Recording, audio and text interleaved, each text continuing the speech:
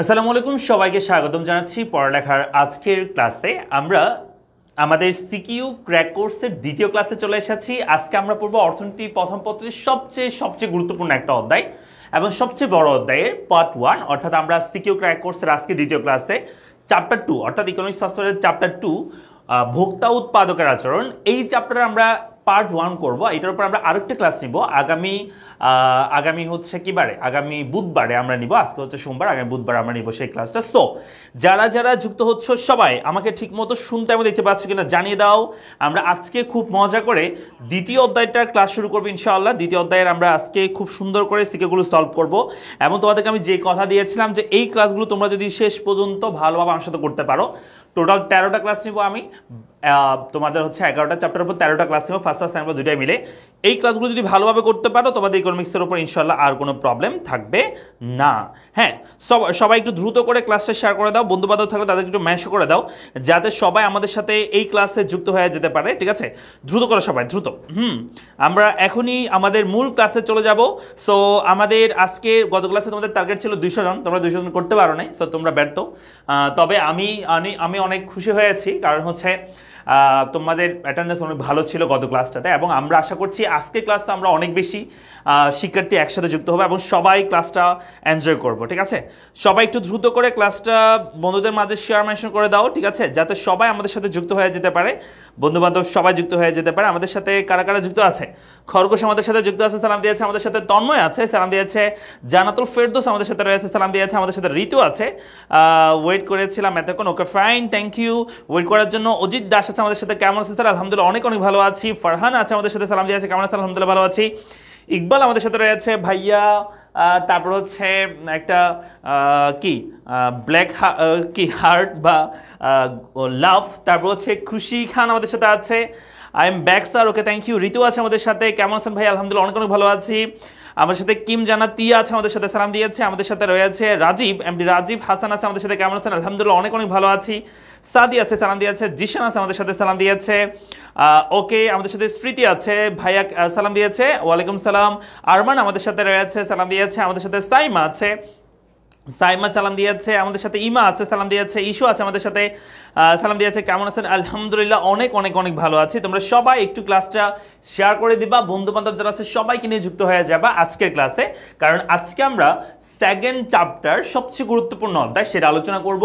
এই চ্যাপ্টার নিয়ে তোমাদের অনেক বেশি কনফিউশন, এবং এই চ্যাপ্টারটা তোমরা অনেক বেশি বা চ্যাপ্টারটা অনেক বড় হয়, অনেকে স্কিপ করার চেষ্টা করো, বা তোমরা আসলে ম্যাথগুলো কীভাবে সলভ করো সেটা বুঝে উঠতে পারো না। তো আমরা সেগুলি আজকে সলভ করবো। এটার উপর দুইটা পার্ট, আজকে আমাদের প্রথম পার্ট হবে, সেকেন্ড পার্ট আমরা নেক্সট ক্লাস অর্থাৎ আগামী বুধবার আমরা আলোচনা করব। হ্যাঁ, আগামী বুধবার আমরা সেকেন্ড ক্লাস আলোচনা করব এই চ্যাপ্টারের উপর। ঠিক আছে, তানহা আমাদের সাথে আছে, কেমন আছেন ভাই? আলহামদুলিল্লাহ ভালো আছি। খরগোশ বলছে শেয়ার ডান, থ্যাংক ইউ অনেক ধন্যবাদ। সাইম আছে, সালাম দিয়েছে। আমাদের সাথে সাদি আছে, ভাইয়া কেমন আছে? ভালো আছে আলহামদুলিল্লাহ। আমাদের সাথে খাইরুল আছে আমাদের সাথে, সালাম দিয়েছে। আমাদের সাথে রয়েছে সারা, সালাম দিয়েছে। আমাদের সাথে রয়েছে ফারজানা বিনতে ইসলাম আছে, মারিয়া আমাদের সাথে রয়েছে, সালাম দিয়েছে। আমাদের সাথে রয়েছে তাকুয়া আছে, সালাম দিয়েছে। ইসরাত জাহান আমাদের সাথে রয়েছে, সালাম দিয়েছে, ভালো আছে আলহামদুলিল্লাহ। আমাদের সাথে রয়েছে শাহানুর রহমান আমাদের সাথে রয়েছে। আমাদের সাথে তাসলিম আছে, ভাইয়া কেমন আছেন? ভালো আছে আলহামদুলিল্লাহ। হাবিব আছে, সালাম দিয়েছে, ওকে ফাইন। খুশি খান আছে আমাদের সাথে, ওকে থ্যাংক ইউ। যারা যারা শেয়ার করছো সবাইকে অনেক ধন্যবাদ। হ্যাঁ, ফার্স্ট পেপারে এই চ্যাপ্টারটা অনেক বেশি গুরুত্বপূর্ণ তোমাদের জন্য, কারণ এই চ্যাপ্টার থেকে সবচেয়ে বেশি সিকিউ আসবে। যদি আমি তোমাদেরকে বলি এই চ্যাপ্টার থেকে স্যার কয়টা সিকিউ আসতে পারে, সো আমি তোমাদেরকে বলে দিচ্ছি এই চ্যাপ্টার থেকে তোমাদের টোটাল কয়টা সিকিউ আসতে পারে। তোমাদের এই চ্যাপ্টার থেকে মূলত হচ্ছে 3টা সিকিউ তো কম্পালসারি আসবে। হ্যাঁ, 3টা সিকিউ তোমরা অবশ্যই এই চ্যাপ্টার থেকে পাবা। 3টা সিকিউ, এটা কিন্তু সোজা কথা না। 3টা সিকিউ একটা চ্যাপ্টার থেকে, এই একটা অধ্যায় পড়ে তোমরা কিন্তু এসএসসি পরীক্ষা পাস হতে পারবা। স্যার কেমনে? 3টা যদি সিকিউ হয় তাহলে 30 নাম্বার এখানে আসে। এরপরে এই চ্যাপ্টার থেকে মিনিমাম তোমার 7 থেকে 8টা এমসিকিউ আসবে। এই একটা অধ্যায় থেকে 7 থেকে 8টা এমসিকিউ, তাহলে 8টা যদি এমসিকিউ হয় তাহলে টোটাল হয়েছে কত? 38 নাম্বার। তার মানে একটা অধ্যায় পড়ে তুমি কিন্তু পাস করে ফেলতে পারবে তুমি যদি ভালো করে এই অধ্যায়টা পড়ো। ঠিক আছে, সো এমনই গুরুত্বপূর্ণ একটা অধ্যায়। আজকে আমাদের প্রথম পার্ট, আমরা আরেকটা পার্ট পড়বো নেক্সট ক্লাসে, সেখানে আমরা বাকি অংশটুকু আলোচনা করবো। ঠিক আছে, আমাদের সাথে প্রায় 100+ স্টুডেন্ট যুক্ত হয়ে গেছে। তোমাদের টার্গেট 200। আমি দেখবো যে 200 তোমরা কোন দিন করতে পারবা। যেদিন 200 হবে স্টুডেন্ট ক্লাসে, সেদিন তোমাদের জন্য একটা বড় অ্যানাউন্সমেন্ট, বড় একটা গিফট থাকবে। সো চলো, ঠিক আছে, 200 জন যদি হয় তাহলে তোমাদের জন্য একটা বড় গিফট থাকবে। ঠিক আছে, দেখি করতে পারো কিনা তোমরা। সবাই চেষ্টা করলে অবশ্যই পারবে। 100 জন যদি 100টা শেয়ার করে দাও, এখনই এখানে 200 জন স্টুডেন্ট আসবে, এটা আমি কনফার্ম তোমাদের লিখে দেবো। জাস্ট 100 জন সবাই যদি শেয়ার করে দাও, এখনই 200 জন স্টুডেন্ট আসবে এখানে, 1 মিনিটের মধ্যে আসবে। ঠিক আছে, তোমরা করে না হয় দেখো। সো আমরা তাহলে এই চ্যাপ্টার থেকে 3টা যেহেতু সিকিউ আসবে, এখন প্রশ্ন স্যার কোন কোন জায়গা থেকে সিকিউ আসবে এই চ্যাপ্টারে, আমি একটু লিখে দিই তোমাদেরকে। এই চ্যাপ্টারে মূলত 4টা গুরুত্বপূর্ণ পয়েন্ট আছে, 4টা গুরুত্বপূর্ণ টপিক আছে। এই টপিক থেকে তোমাদের এসএসসি পরীক্ষায় কোশ্চেন আসবে। হ্যাঁ, 4টার মধ্যে থেকে এমনও হইতে পারে তোমার ভাগ্য ভালো থাকলে 4টা কোশ্চেন আসতে পারে এই চ্যাপ্টার থেকে। আর নর্মালি 3টা প্রশ্ন তো অবশ্যই আসবে। কি কি টপিক স্যার? 1 নম্বর যে টপিক থেকে তোমাদের সিকিউ প্রশ্ন আসবে সেটা হচ্ছে উপযোগ থেকে, উপযোগ যেটাকে আমরা বলি ইউটিলিটি। হ্যাঁ, এই উপযোগ থেকে একটা প্রশ্ন কম্পালসারি থাকবে, এটা কম্পালসারি থাকবেই। 2 নাম্বার যে টপিক থেকে তোমাদের কোশ্চেন আসবে সেটা হচ্ছে চাহিদা। হ্যাঁ, চাহিদা এবং চাহিদা চাহিদা যোগানের বেসিক বিষয়। বেসিক বিষয় স্যার কি কি? যেমন চাহিদা সূচি থেকে চাহিদা রেখা, যোগান সূচি থেকে যোগান রেখা, চাহিদা সমীকরণ থেকে চাহিদা রেখা, যোগান সমীকরণ থেকে যোগান রেখা, চাহিদা বৃদ্ধির ব্যতিক্রম, যোগান বৃদ্ধির ব্যতিক্রম, চাহিদা নির্ধারক, যোগান নির্ধারক, এইসব বিষয় থেকে তোমার একটা প্রশ্ন অবশ্যই থাকবে। তারপর চলে আসি 3 নাম্বার, যেটা হচ্ছে আমাদের ভারসাম্য টপিক থেকে। ভারসাম্য টপিক থেকে অবশ্যই একটা প্রশ্ন থাকবে। ভারসাম্য 3 ভাবে আমরা জানি করা যায়, সূচির সাহায্যে, চিত্রের সাহায্যে এবং হচ্ছে সমীকরণের সাহায্যে। 3টাই গুরুত্বপূর্ণ, সূচির সাহায্যে, চিত্রের সাহায্যে এবং কি তোমার হচ্ছে সমীকরণের সাহায্যে। 3টাই তোমাদের গুরুত্বপূর্ণ। আরেকটা টপিক এখানে আছে যেটা হচ্ছে এই যেটা আমরা বেসিকের মধ্যে বলছিলাম, সেটা হচ্ছে চাহিদা সমীকরণ গঠন, যোগান সমীকরণ গঠন, সেগুলো পরীক্ষা আসে বেসিক থেকে যদি কোশ্চেন হয় আর কি। হ্যাঁ, এরপরে 4 নম্বর যে টপিক থেকে তোমাদের পরীক্ষা আসবে সেটা হচ্ছে স্থিতিস্থাপকতা। এটা থেকে অবশ্যই একটা প্রশ্ন থাকবে, স্থিতিস্থাপকতা, যেটাকে আমরা বলি পকতা।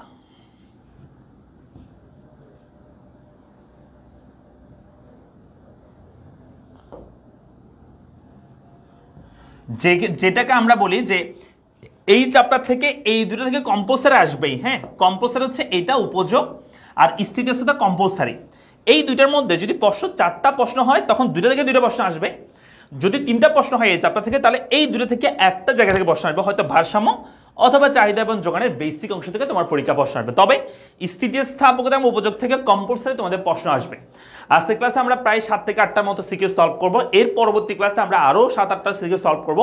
এই সিকিউগুলো যদি তুমি সলভ করো আমার সাথে, মানে আমি যে 15টার মতো বা 16টার মতো আমি যে সিকিউ সলভ করব, এই 16-17টা তুমি যদি সিকিউ সলভ করবো এই চ্যাপ্টারে তোমাদের আর কোনো প্রবলেম থাকবে না। মোটামুটি সব ধরনের কোয়েশ্চেন তোমরা আনসার করতে পারবা, এটা আমার দৃঢ় বিশ্বাস। ওকে, সো আমার সাথে শেষ পর্যন্ত ক্লাসে থাকতে হবে। এখন 120 জন, আমি বলছিলাম সবাই শেয়ার করলে কিন্তু এখানে 200 জন হতে বাধ্য। 120 জন যারা আসছে সবাই শেয়ার করে ফেলে একবারে। জাস্ট আমি এখনই শুরু করে দিব আমাদের মূল ক্লাস। ফারিয়া আমাদের সাথে আছে, সালাম দিয়েছে, ওয়ালাইকুম সালাম। আমাদের সাথে সাদি আছে, 10ম অধ্যায় ক্লাস নিবেন ভাই? অবশ্যই নিব, অবশ্যই। হাসান আছে, স্যার একটু দেরি হয়ে গেল, নো প্রবলেম, এখন মাত্র আমরা শুরু করেছি। আমরা কোন কোন জায়গা থেকে প্রশ্ন হতে পারে সেটা নিয়ে আলোচনা করছি। খুশি গান আছে, ভাইয়া ডাউনলোড কিভাবে করব? কি ডাউনলোড করবা? আমাদের এই ভিডিওগুলো আমাদের ইউটিউব চ্যানেলে আপলোড করা হয়, পড়ালেখার ইউটিউব চ্যানেলে, সেখানে প্লেলিস্ট আকারে দেওয়া থাকবে, সেখানে তোমরা দেখতে পারবে যে কোনো সময়। তাসনিয়া আছে আমাদের সাথে, রিয়াদ আছে আমাদের সাথে, থ্যাংকস স্যার। ওকে, তারপর সোহান আছে আমাদের সাথে, সালাম দিয়েছে আমাদের সাথে, তিয়া, সবাই দেখছি মানে যারা ঘুরে ফিরে যারা আছে তারাই। বাকি স্টুডেন্টরা কিন্তু কেউ নাই, যারা নতুন স্টুডেন্ট এবং কিন্তু আমরা মুখ দেখতে পাচ্ছি না, বুঝছো? তো তোমরা শেয়ার করলে সেটা আমরা দেখতে পাবো। ঠিক আছে, নিজেদের ওয়ালে শেয়ার করে দাও, জাস্ট কোথাও শেয়ার করার দরকার নেই, নিজের ওয়ালে এখানে শেয়ার বাটনে ক্লিক করে জাস্ট ওয়ালে পোস্ট করে দাও, আর কোনো কিছু দরকার নেই। ক্লাস শেষ হলে তুমি আবার ডিলিট করে দিও, কোনো সমস্যা নাই। ঠিক আছে, অন্তত ক্লাস চলা অবস্থায় তুমি একবার শেয়ার করে দাও, জাস্ট ক্লাস শেষ হলে তুমি আবার কি করে দিও, ডিলিট করে দিও, কোনো সমস্যা হবে না। ফাহিমা আছে আমাদের সাথে, সালাম দিয়েছে। ভাইয়া কেমন আছেন? ভালো আছে আলহামদুলিল্লাহ। পিঙ্কি আমাদের সাথে রয়েছে, সালাম দিয়েছে। আমাদের সাথে রয়েছে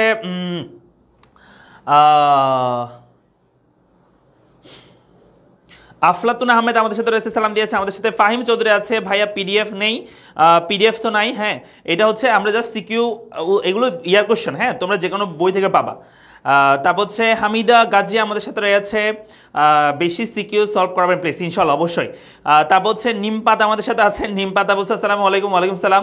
মেহেজাবিন আছে আমাদের সাথে, আমার নেই এই সাবজেক্ট। Okay fine. ইকবাল আছে, শেয়ারডান বলছে থ্যাংক ইউ। আজিজ আছে আমাদের সাথে, সালাম দিয়েছে। ওকে, আমরা এখন শুরু করতেছি, দ্রুত করো, দ্রুত করো, দ্রুত করো, সবাই একটু শেয়ার করে দাও, সবাই একটু শেয়ার করে দাও, সবাই শেয়ার করো। একবার সবাই শেয়ার করে শেয়ার ডান লিখো, আমি শুরু করে দিচ্ছি। ঠিক আছে, একবার সবাই শেয়ার করে শেয়ার ডান লিখো। আমরা কই 200 কাছাকাছি যাইতে পারতেছি না, এখনো তো 130-এ ক্রস করতে পারতেছি না। কোথায় বাকিরা, কোথায়? সবাইকে শেয়ার করে দাও, সবাই শেয়ার করে দাও, নিজের ওয়ালে শেয়ার করো অন্তত পক্ষে। হ্যাঁ, নিজের ওয়ালে শেয়ার করে দাও, তারপর আমরা শুরু করে দিচ্ছি। শুরু করে দিচ্ছি, এখনই শুরু করে দিচ্ছি, কেমন?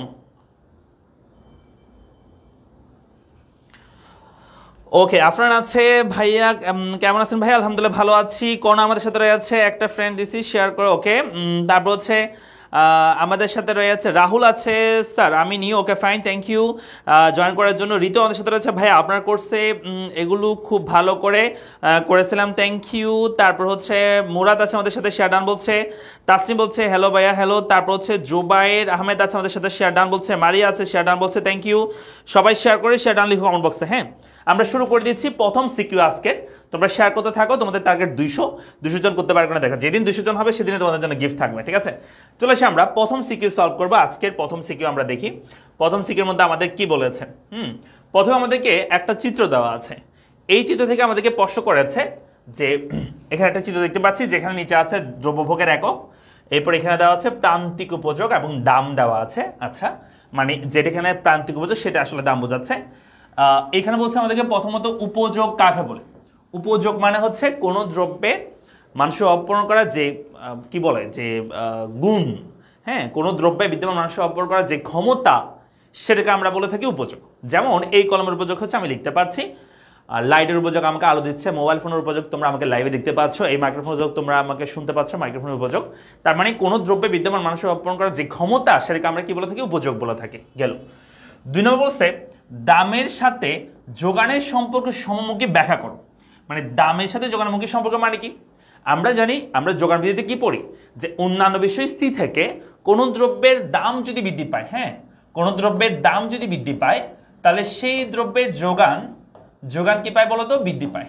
আবার দাম হ্রাস পেলে যোগান কি পায় বলতো, হ্রাস পায়। তার মানে দামের সাথে যোগানের কেমন সম্পর্ক, সমমুখী সম্পর্ক।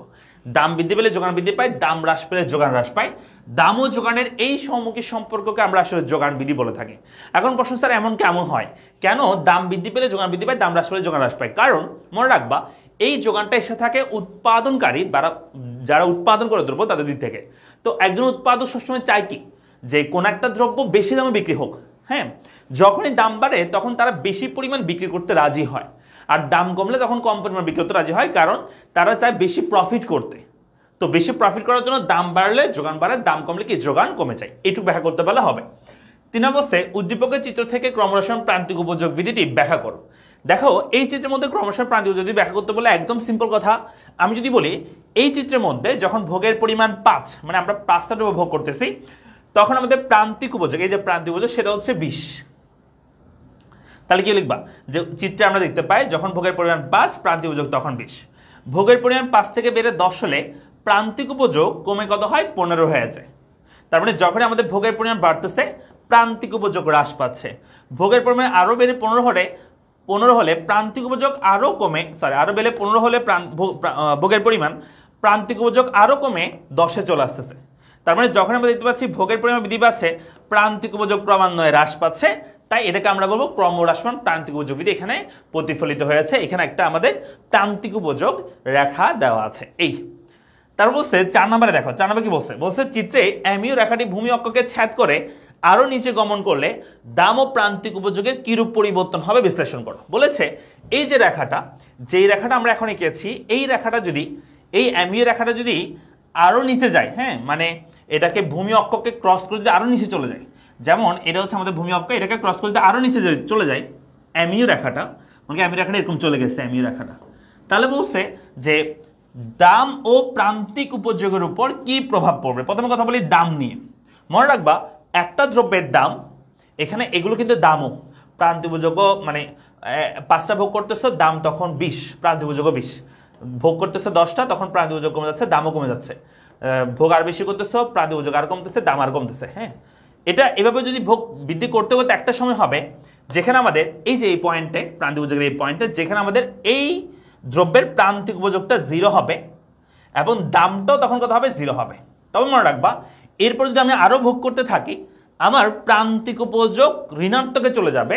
প্রান্তিক উপযোগ এখানে কোথায় চলে যাবে, এই যে এখানে চলে আসে, মানে কি ঋণাত্মকে চলে যাবে, মনে করি ঋণাত্মক 5 বা ঋণাত্মক 10 এরকম ঋণাত্মকে চলে আসবে, প্রান্তিক উপযোগ ঋণাত্মকে চলে যাবে। কিন্তু আমাদের দাম যেটা আছে, মনে রাখবা একটা দ্রব্যের দাম 0-এর চেয়ে কম হইতে পারে না। স্যার কেন? আমি যদি বলি এই কলমের দাম 10 টাকা, ঠিক আছে, মানা যায়। এই কলমের দাম 2 টাকা, স্যার তাও মানা যায়। এই কলমের দাম 1 টাকা, তাও মানা যায়। এই কলমের দাম 0 টাকা, মানে এটা ফ্রি, তাও মানা যায়। কিন্তু আমি যদি বলি এই কলমের দাম -5 টাকা, তাহলে কি বলবা? এই কলমের দাম কি -5 টাকা হইতে পারে? না। তার মানে আমরা বলবো যে এমইউ রেখাটি যদি ভূমি অক্ষকে ছেদ করে আরো নিচে গমন করে, তখন দামটা 0ই থাকবে, মানে দাম 0 চেয়ে কমবে না, কারণ কোনো দ্রব্যের দাম 0 চেয়ে কি হতে পারে না, কমতে পারে না, এটা বলবা। অন্যদিকে প্রান্তিক উপযোগ কি হবে? প্রান্তিক উপযোগ ঋণাত্মক হয়ে যাবে, মানে এমইউর মানটা তখন কত হবে? ঋণাত্মক হয়ে যাবে, বা আমরা বলতে পারি এমইউ তখন ঋণাত্মক হবে যখন ভূমি অক্ষকে ছেদ করে আর নিচে নামবে তখন, ঠিক আছে? তাহলে দাম হচ্ছে 0 পর্যন্ত যাইতে পারবে সর্বনিম্ন, কিন্তু প্রান্তিক উপযোগ ঋণাত্মক হইতে পারে, কোনো সমস্যা নাই। ক্লিয়ার?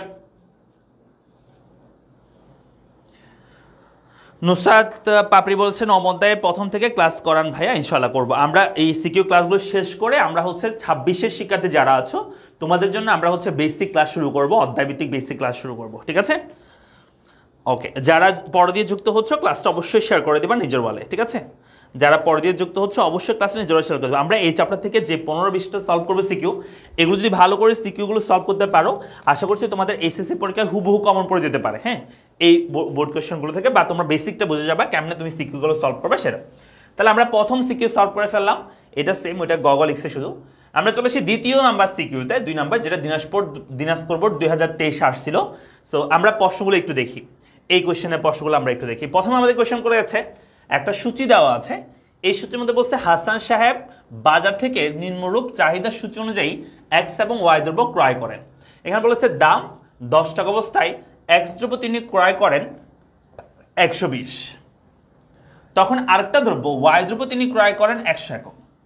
দাম যদি 15 হয়, এই এক্স দ্রব্য তিনি ওয়াই করেন, দাম বৃদ্ধি পেলে এটার চাহিদা কি পাচ্ছে? চাহিদা এখানে হ্রাস পাচ্ছে।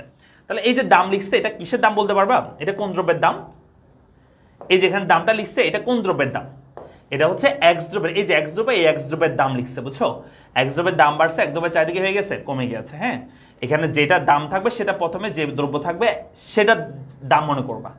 এই দ্রব্যটার দাম বৃদ্ধি ফলে এটার চাহিদা কমে গেছে, আচ্ছা ফাইন। আবার অপর যে দ্রব্যটা আছে সেটারও কি হয়ে গেছে? এটার দাম বৃদ্ধির ফলে এটারও চাহিদা কি হয়ে গেছে? কমে গিয়েছে, অপর আরেকটা দ্রব্যের চাহিদা। আচ্ছা, আমাদের প্রথমে বলেছে এখানে চাহিদার নির্ধারক কি? চাহিদা নির্ধারক বলতে চাহিদা কি কি বিষয়ের উপর নির্ভর করে থাকে। মনে রাখবা, চাহিদা এবং যোগানের প্রধান নির্ধারক, এটা পরীক্ষা আসে। চাহিদা এবং যোগানের প্রধান নির্ধারক হচ্ছে আলোচ্য দ্রব্যের দাম। কি বলছে বলো? চাহিদা, যেমন ধরো কিউডি এক্স, আমি যদি বলি কোয়ান্টিটি অফ ডিমান্ড এক্স দ্রব্যের, প্রথমত কিসের উপর ডিপেন্ড করে? এক্স দ্রব্যের দামের উপর ডিপেন্ড করে। যোগানের ক্ষেত্রে সেম, কিউ এস এক্স, মনে এক্স দ্রব্যের যোগান কিসের উপর ডিপেন্ড করে? প্রথমত সেই দ্রব্যের দামের উপর, সেই দ্রব্যের যোগান ডিপেন্ড করে, হ্যাঁ। এটাকে বলা হয় প্রধান নির্ধারক। চাহিদা এবং যোগানের কি প্রধান নির্ধারক হচ্ছে আলোচ্য দ্রব্যের দাম, অর্থাৎ যেই দ্রব্যের দাম সেটার উপর চাহিদা এবং যোগান প্রথমত ডিপেন্ড করে। Okay fine. চাহিদা আর কিছু বিষয়ের উপর ডিপেন্ড করে? চাহিদা সম্পূর্ণ দ্রব্যের দামের উপর ডিপেন্ড করে, ভোক্তার আয়ের উপর, রুচির উপর, অভ্যাসের উপর, হ্যাঁ, সময়ের উপর, ক্রেতার সংখ্যার উপর, গভর্নমেন্টের ভূমিকার উপর, অ্যাডভার্টাইজমেন্টের উপর, এইসব বিষয়ের উপর কোন একটা দ্রব্যের চাহিদা নির্ভর করে থাকে। সবগুলো হচ্ছে চাহিদার নির্ধারক। ওকে, আর যোগান নির্ধারক বলে ফেলি। যোগান নির্ধারক কি কি? যোগান নির্ধারক হচ্ছে আমাদের এক্স দ্রব্যের দামের উপর, এক্স দ্রব্যের চাহিদা প্রথমে ডিপেন্ড করবে, মানে আলোচ্য দ্রব্যের দামের উপর, তারপর উপকরণের দামের উপর, তারপর হচ্ছে তোমার সম্পর্কিত দ্রব্যের দামের উপর, এরপর আসতে পারে তোমার ওয়েদারের উপর, ট্যাক্সের উপর, হ্যাঁ, ট্যাক্সের উপর, আর কি আছে, আর সময়ের উপর, এইসব বিষয়ের উপর কোনো দ্রব্যের যোগান ডিপেন্ড করে থাকে। এগুলো হচ্ছে যোগানের নির্ধারক, আর এগুলো হচ্ছে চাহিদা নির্ধারক, মানে চাহিদা কোন কোন বিষয়ের উপর নির্ভর করে থাকে। 2 নম্বর প্রশ্ন করেছে আমাদেরকে, যোগান ও মজুদের মধ্যে কি রূপ পার্থক্য করা যায়, মানে যোগান এবং মজুদের মধ্যে আসলে কি পার্থক্য। তোমাদেরকে আমি একটু বোঝাই বলি, যোগান এবং মজুদের মধ্যে আসলে কি পার্থক্য। আমি যদি বলি কোনো একজন কৃষক, ভালো করে শুনবা, আমি যদি বলি কোনো একজন কৃষক 100 মণ ধান উৎপাদন করলো, হ্যাঁ, এই 100 মণ ধানকে বলা হয় মজুদ, অর্থাৎ কোনো দ্রব্যের মোট বিক্রয়যোগ্য পরিমাণকে আমরা বলি মজুদ। এই মজুদের তিনি বাজারে খবর নিয়ে দেখলো যে 1 মণ ধান হচ্ছে 200 টাকা করে বিক্রি হচ্ছে, 200 টাকা করে 1 মণ ধান বিক্রি হচ্ছে। তখন তিনি এখান থেকে 20 মণ ধান বিক্রয়ের উদ্দেশ্যে বাজার উপস্থাপন করলো। এটাকে বলা হয় যোগান। অর্থাৎ যোগানটা হচ্ছে একটা নির্দিষ্ট দামে বিক্রয়ের উদ্দেশ্যে মজুদের যে অংশ বাজার উপস্থাপন করা হয় সেটাকে আমরা যোগান বলি। মনে করো বাজারে গিয়ে সে দেখলো যে এই দ্রব্যের দামটা 200 টাকা না হয়ে আরো বেশি বৃদ্ধি পেয়ে, মানে ডিমান্ড বাড়ার কারণে দাম বাড়ছে, বৃদ্ধি পেয়ে মনে করো 300 টাকা হয়ে গেছে। তখন সে কি করবে জানো? সে বাসায় যে এখানে আরো 80 মণ রেখে আসছিল সেখান থেকে আরো নিয়ে আসবে। সে মনে করো 50 মণ ধান তখন যোগান দিতে সে রাজি থাকবে। তার মানে দাম বৃদ্ধি পেলে যোগান বৃদ্ধি পায়। আবার যদি দাম হ্রাস পায়, মনে করো দাম কমে গেছিল, বাজারে দেখতেছে দাম আর কমে গেছে, 100 টাকা হয়ে গেছে, তখন দেখা যাবে সে বউ বাচ্চার জন্য, ঠিক আছে, বস্তু আনার জন্য, বউ বাচ্চার জন্য কি তোমার মানে খাবার দাবার বা বইয়ের জন্য কসমেটিক্স এগুলো আনার জন্য কি করবে, সে মনে করো যে সে 10 মণ বিক্রি করবে, এগুলো সে বাসা নিয়ে যাবে, সে চিন্তা করবে পরে দাম বাড়লে আবার বিক্রি করবো আর কি, ঠিক আছে। তো কিছু বিক্রি করে দিবে। তো তাহলে দাম কমলে সে যোগান কমাচ্ছে, দাম বাড়লে সে যোগান বৃদ্ধি করতেছে, দ্যাট মিনস দামের উপর যোগান নির্ভর করে। কিন্তু এই মজুদ দামের উপর নির্ভর করে না। এই 100 মণ মজুদ যেটা বিক্রয়যোগ্য পরিমাণ, সেটা দাম যতই হোক, দাম 1 টাকা হলে 100 মণ মজুদ, দাম 20 টাকা হলে 100 মণ মজুদ, দাম 1000 টাকা হলে 100 মণ মজুদ। কিন্তু এই যোগানটা ডিপেন্ড করে দামের উপর। তাহলে ভালো করে খেয়াল করবা, মজুদ মানে হচ্ছে কোনো দ্রব্যের মোট বিক্রয়যোগ্য পরিমাণ, আর যোগান মানে হচ্ছে মজুদের যে অংশ একটা নির্দিষ্ট দামে বিক্রয় উদ্দেশ্যে উপস্থাপন করা হয় সেটাকে আমরা যোগান বলে থাকি। যোগানের উপর দামের প্রভাব আছে, কিন্তু মজুদের উপর দামের কি নাই, কোনো প্রভাব নেই। আবার বলতে পারি মজুদ একটা বৃহৎ ধারণা আর যোগান হচ্ছে একটা ক্ষুদ্র ধারণা। কেন? কারণ মজুদের একটা অংশ যোগান হিসেবে আমরা উপস্থাপন করে থাকি বাজারে। ক্লিয়ার? সব বুঝতে পারছি?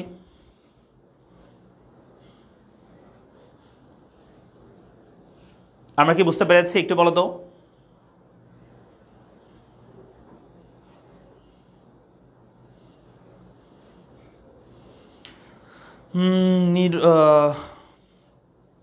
আহমেদ বলছে টি20 ব্যাচে আমিও ভর্তি হব। টি20 ব্যাচে ভর্তি হওয়ার জন্য পড়ালেখা পেজে মেসেজ দাও, তাহলে হয়ে যাবে। এই পেজে, যে পেজে ক্লাস করছে এই পেজে মেসেজ দাও, তাহলে তুমি ভর্তি হয়ে যেতে পারবা, ঠিক আছে। ওকে, তাহলে আমরা মজুদ কি এবং যোগান কি দুইটা বুঝতে পেরেছি। এরপর চলে আসে আমরা 3 নাম্বার প্রশ্ন। এর অবশ্যই উদ্দীপকের আলোকে এক্স দ্রব্যের চাহিদা রেখা অঙ্কন করো। মানে এই এক্স দ্রব্যের চাহিদা রেখা আঁকতে বসে, এই দ্রব্যের দাম আর চাহিদা, একদম সিম্পল। হ্যাঁ, এখানে জাস্ট দুইটা সংমিশ্রণ দেওয়া আছে, দাম আর চাহিদা রাখতে হবে, খুবই সিম্পল, খুবই সিম্পল। আমরা তাহলে এখানে এই যে 3 নাম্বারটা আমরা করতেছি, 3 নাম্বারটা সূচিটা একটু করে ফেলি। সূচি হচ্ছে এখানে দাম দেওয়া আছে, আমি শর্টকাটে করে দিচ্ছি। হ্যাঁ, এক্স দ্রব্যে কি দেওয়া আছে, দাম দেওয়া আছে, দামকে আমরা বলি পি, এবং এক্স দ্রব্যের চাহিদা দেওয়া আছে, এখানে চাহিদা যেটাকে আমরা কিউডি বলতে পারি, মনে করি এটা দেওয়া আছে। দাম দেওয়া আছে 10, চাহিদা তখন হচ্ছে 120। দাম যখন হয়েছে 15, দাম বৃদ্ধি পাইছে, দাম কি পেয়েছে বলো তো, দাম বৃদ্ধি পেয়েছে। ওকে, দাম 15 হয়েছে, তখন দাম যখনই বেড়েছে এটা চাহিদা কি হয়ে গেছে, কমে 40-এ চলে আসছে। এখান থেকে একটা চাহিদা রাখতে হবে, একদম সিম্পল, একদম সিম্পল। জাস্ট নিচে লিখবো হচ্ছে আমাদের, মনে রাখবো অলওয়েজ দাম থাকে লম্বকে, হ্যাঁ, আর পরিমাণ ওয়ার্ডটা যেখানে রাখবো, যেমন চাহিদার পরিমাণ, যোগানের পরিমাণ, উৎপাদনের পরিমাণ, ভোগের পরিমাণ, বিক্রয়ের পরিমাণ, হ্যাঁ, এগুলো সবগুলো ভূমিকে, ঠিক আছে।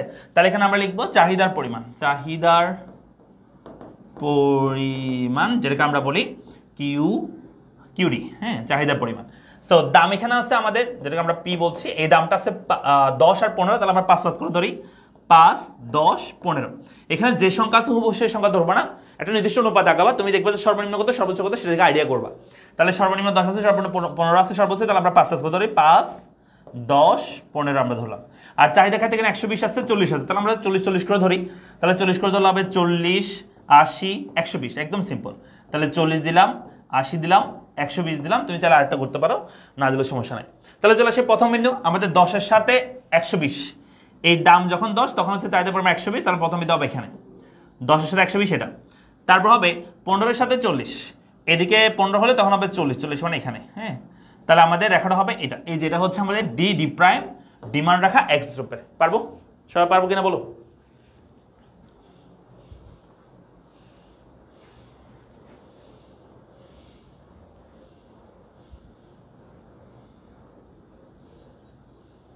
ঠিক আছে, ওকে। এরপর চলে আসি 4 নম্বর কোশ্চেন। দেখো বলছে এক্স ও ওয়াই দ্রব্যের মধ্যে কোনটি চাহিদা স্থিতিস্থাপক, হ্যাঁ, ব্যাখ্যা করো। অর্থাৎ কোনটার চাহিদা স্থিতিস্থাপক বলছে, মানে কি জানো, মানে হচ্ছে তোমাকে এই দুইটারই, এক্স এই দ্রব্যের দামের সাথে এই দ্রব্যের চাহিদার তোমাকে আগে স্থিতিস্থাপকতা মান বের করতে হবে। কোন স্থিতি জানো, চাহিদার দাম স্থিতিস্থাপকতা বের করতে হবে। আবার সেম এই দ্রব্যের দামের সাথে এই দ্রব্যের তোমাকে চাহিদার দাম স্থিতিস্থাপকতা বের করতে হবে। আবার আড়াআড়ি করে ফেলিও না, হ্যাঁ, আড়াআড়ি করা যাবে না এখানে, কারণ এখানে আড়াআড়ি বলো না। এখানে বলছে যে এক্স এবং ওয়াই দ্রব্যের মধ্যে কোনটি স্থিতিস্থাপক, চাহিদা স্থিতিস্থাপক। স্থিতিস্থাপক মানে বোঝাচ্ছে যে যেটার স্থিতিস্থাপকতার মান বড় হবে, অর্থাৎ স্বাধীন চলকের পরিবর্তন অধীন চলক কোনটা বেশি পরিবর্তন হচ্ছে সেটার স্থিতিস্থাপক মান তত বড় হয়, ঠিক আছে, এটাকে আমরা স্থিতিস্থাপক বলি। যেটা যত বেশি স্বাভাবিক চলকের ফল অধীন চলকের মান বেশি পরিবর্তন হয়, সেটার স্থিতিস্থাপকতা তত বেশি, সেটার মান তত বড় হয়, স্থিতিস্থাপক মান। ঠিক আছে, তাহলে আমরা এখানে চলো ইপি বের করে ফেলবো। আমি এখানে করে দিচ্ছি, খুব ইজিলি আমরা করে ফেলতে পারি। চলো আমরা লিখি, এটা হচ্ছে 4 নাম্বার। 4 নাম্বার মধ্যে আমাদের প্রথমত আমরা এটা করব, হ্যাঁ এটা করব। তাহলে এখানে আমরা যদি করি একটু সূচি আকারে দেখাই, হ্যাঁ এক্স এটার দ্রব্যের দামের সাথে দাম যেটাকে আমরা বলি পি, এবং হচ্ছে এক্স দ্রব্যের চাহিদা লিখি, এক্স দ্রব্যের চাহিদা। দেখো দাম এখানে আছে হচ্ছে 10, তখন চাহিদা পরিমাণ 120, দাম বেড়ে 15 হয়েছে, চাহিদা পরিমাণ তখন 40 হয়েছে। তা আমরা যদি বলি এখানে আমরা কি জানি যে আমি শর্টকাটে করতেছি, আমরা জানি ইপি মানে প্রাইস ইলাস্টিসিটি অফ ডিমান্ড, মানে হচ্ছে আমি শর্টকাটে করতেছি সূত্র delta Q divide by delta P into P divide by কি হবে, কিউ হবে। এখানে আমরা মানগুলো বের করে ফেলবো, এই পাশে করি, আমার মানগুলো এখানে একটু বের করে নিই। ঠিক আছে, তাহলে আমরা এখানে মানগুলো বের করব। তাহলে চলো আমি এই পাশে করে দিচ্ছি। এখানে কি আছে, ডেল্টা কিউ মানে কি, তারপর হচ্ছে ডেল্টা পি মানে কি, এরপর পি মানে কি, কিউ মানে কি, এই তিনটা আমাদের চারটা বের করতে হবে। হ্যাঁ, আমি যদি বলি এখানে প্রথমে দুটো বের করে ফেলি, পি আর কিউ। পি মানে প্রাথমিক দাম, বলে এখানে প্রাথমিক দাম কত আছে 10 লিখে দিলাম। তারপর কিউ মানে হচ্ছে প্রাথমিক চাহিদা কত আছে 120 লিখে দিলাম। তারপর আছে চাহিদার পরিবর্তন, এখানে চাহিদার পরিবর্তন ডেল্টা কি মানে হচ্ছে চাহিদার পরিবর্তন কত আছে 120 থেকে 40 হয়েছে, তাহলে এখান থেকে এটা বিয়োগ করবা, অলওয়েজ পরিবর্তন মান থেকে প্রাথমিক মান বিয়োগ করবা। 140 থেকে 120 যদি বিয়োগ দাও তাহলে আনসার হবে মাইনাস কত, আমি এখানে লিখে দিই 40 মাইনাস 120, তাহলে আনসার হবে হচ্ছে -80। হ্যাঁ, আবার ডেল্টা পি মানে দামের পরিবর্তন, মনে রাখবা পরিবর্তিত দাম থেকে প্রাথমিক মান বিয়োগ করতে হবে। হ্যাঁ, ছোট বড় সংখ্যা তুমি দেখবা না, প্লাস হোক মাইনাস হোক তোমাকে দেখার বিষয় না। তাহলে 15 থেকে যদি 10 বিয়োগ করে দাও তাহলে 15 মাইনাস 10 আনসার হবে 5।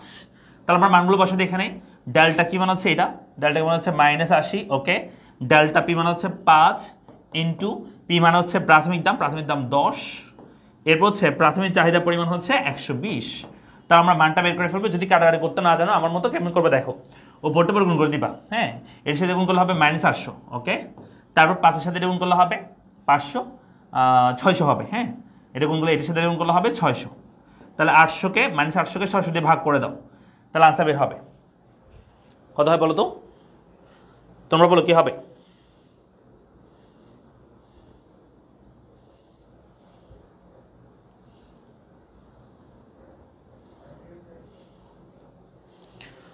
মডেল টেস্ট হচ্ছে লাইভ ক্লাসে করতে পারছো, নো প্রবলেম, তুমি ক্লাসটা রেকর্ড করে নিও, ঠিক আছে।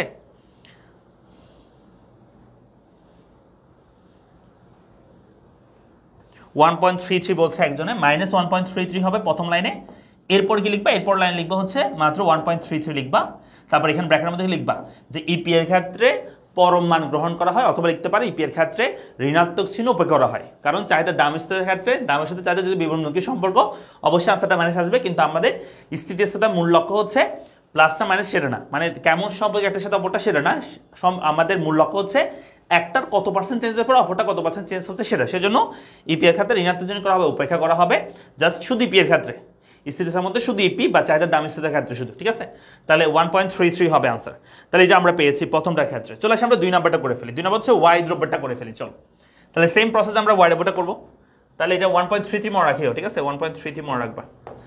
1.33 আসছে আমাদের এক্স দ্রব্যের ক্ষেত্রে। হ্যাঁ, তারপর আমরা 2 নাম্বারটা করবো, সেটা হচ্ছে ওয়াই দ্রব্যের ক্ষেত্রে। ওয়াই দ্রব্যের ক্ষেত্রে আমরা লিখতে পারি, ওয়াই দ্রব্যের ক্ষেত্রে কি হবে যে দাম আর চাহিদা পরিমাণ এখানে লিখে নিচ্ছি শর্টকাটে, দাম যেটাকে আমরা বলি, তারপর হচ্ছে চাহিদা, ওয়াই দ্রব্যের চাহিদা। হ্যাঁ, তাহলে দেখো দাম ছিল হচ্ছে, হ্যাঁ দাম ছিল হচ্ছে আমাদের 10, দাম ছিল 10, তখন চাহিদা পরিমাণ হচ্ছে 100, দাম বেড়ে 15 হয়েছে, চাহিদা পরিমাণ তখন হচ্ছে 90। হ্যাঁ, তাহলে দেখো আমরা যদি এখানে ইপি বের করি, ইপি আমরা জানি দিয়ে লিখবি EP delta Q divide by delta P into P divide by Q. হ্যাঁ, এখানে মানগুলো বের করি, এখানে লিখবা ডেল্টা কিউর মান ডেল্টা কিউ, ডেল্টা পি, দেন পি এর মান, কিউ এর মান।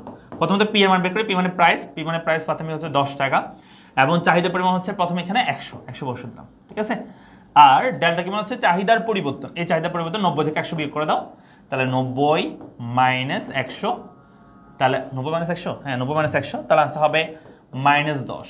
আর ডেল্টা পি মানে দামের পরিবর্তন 15 থেকে 10 বিয়োগ করে দিবা 15 মাইনাস 10 আনসার হবে হচ্ছে 5 তাহলে আমরা বসে দিই আমরা ডেল্টা কি মানে হচ্ছে চাহিদা পরিবর্তন মাইনাস 10 ডেল্টা পি মানে হচ্ছে দামের পরিবর্তন সেটা হচ্ছে 5 ইনটু পি মানে প্রাথমিক দাম 10 এবং প্রাথমিক চাহিদা পরিমাণ সেটা হচ্ছে 100 তাহলে আনসার বের হবে পরে এটার সাথে গুণ করতে -100 আর নিচের সাথে গুণ করতে হবে 500 হ্যাঁ 500 তাহলে আনসার হবে -100 কে 500 দিয়ে ভাগ করলে আনসার কত হয় দেখো -0.2টা কি 1 কে 5 দিয়ে ভাগ করলে 0.2 হবে হ্যাঁ -0.220 অথবা এটা লিখতে পারি এরকম -0.20 হ্যাঁ 0.20 বা 0.2 একই কথা ঠিক আছে তো এটার এই সিটিএসের মান কত আসছে 0.2 আর এক্স এর আসছে কত 1.33 আর ওয়াই এরটা আমাদের আসছে কত 0.2 তাহলে তোমরা আমাকে বলো কোনটা বেশি স্থিতিস্থাপক মনে রাখবা কোনটা বেশি স্থিতিস্থাপক বলছে মানে এক্স এবং ওয়াই দ্রব্যের মধ্যে কোনটি বেশি স্থিতিস্থাপক ব্যাখ্যা করো তাহলে আনসার হচ্ছে যেহেতু এক্স দ্রব্যের স্থিতিস্থাপক মান আসছে 1.33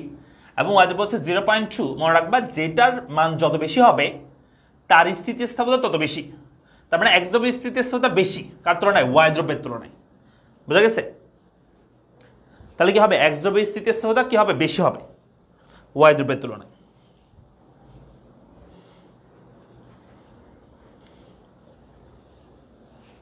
ঠিক আছে পারবো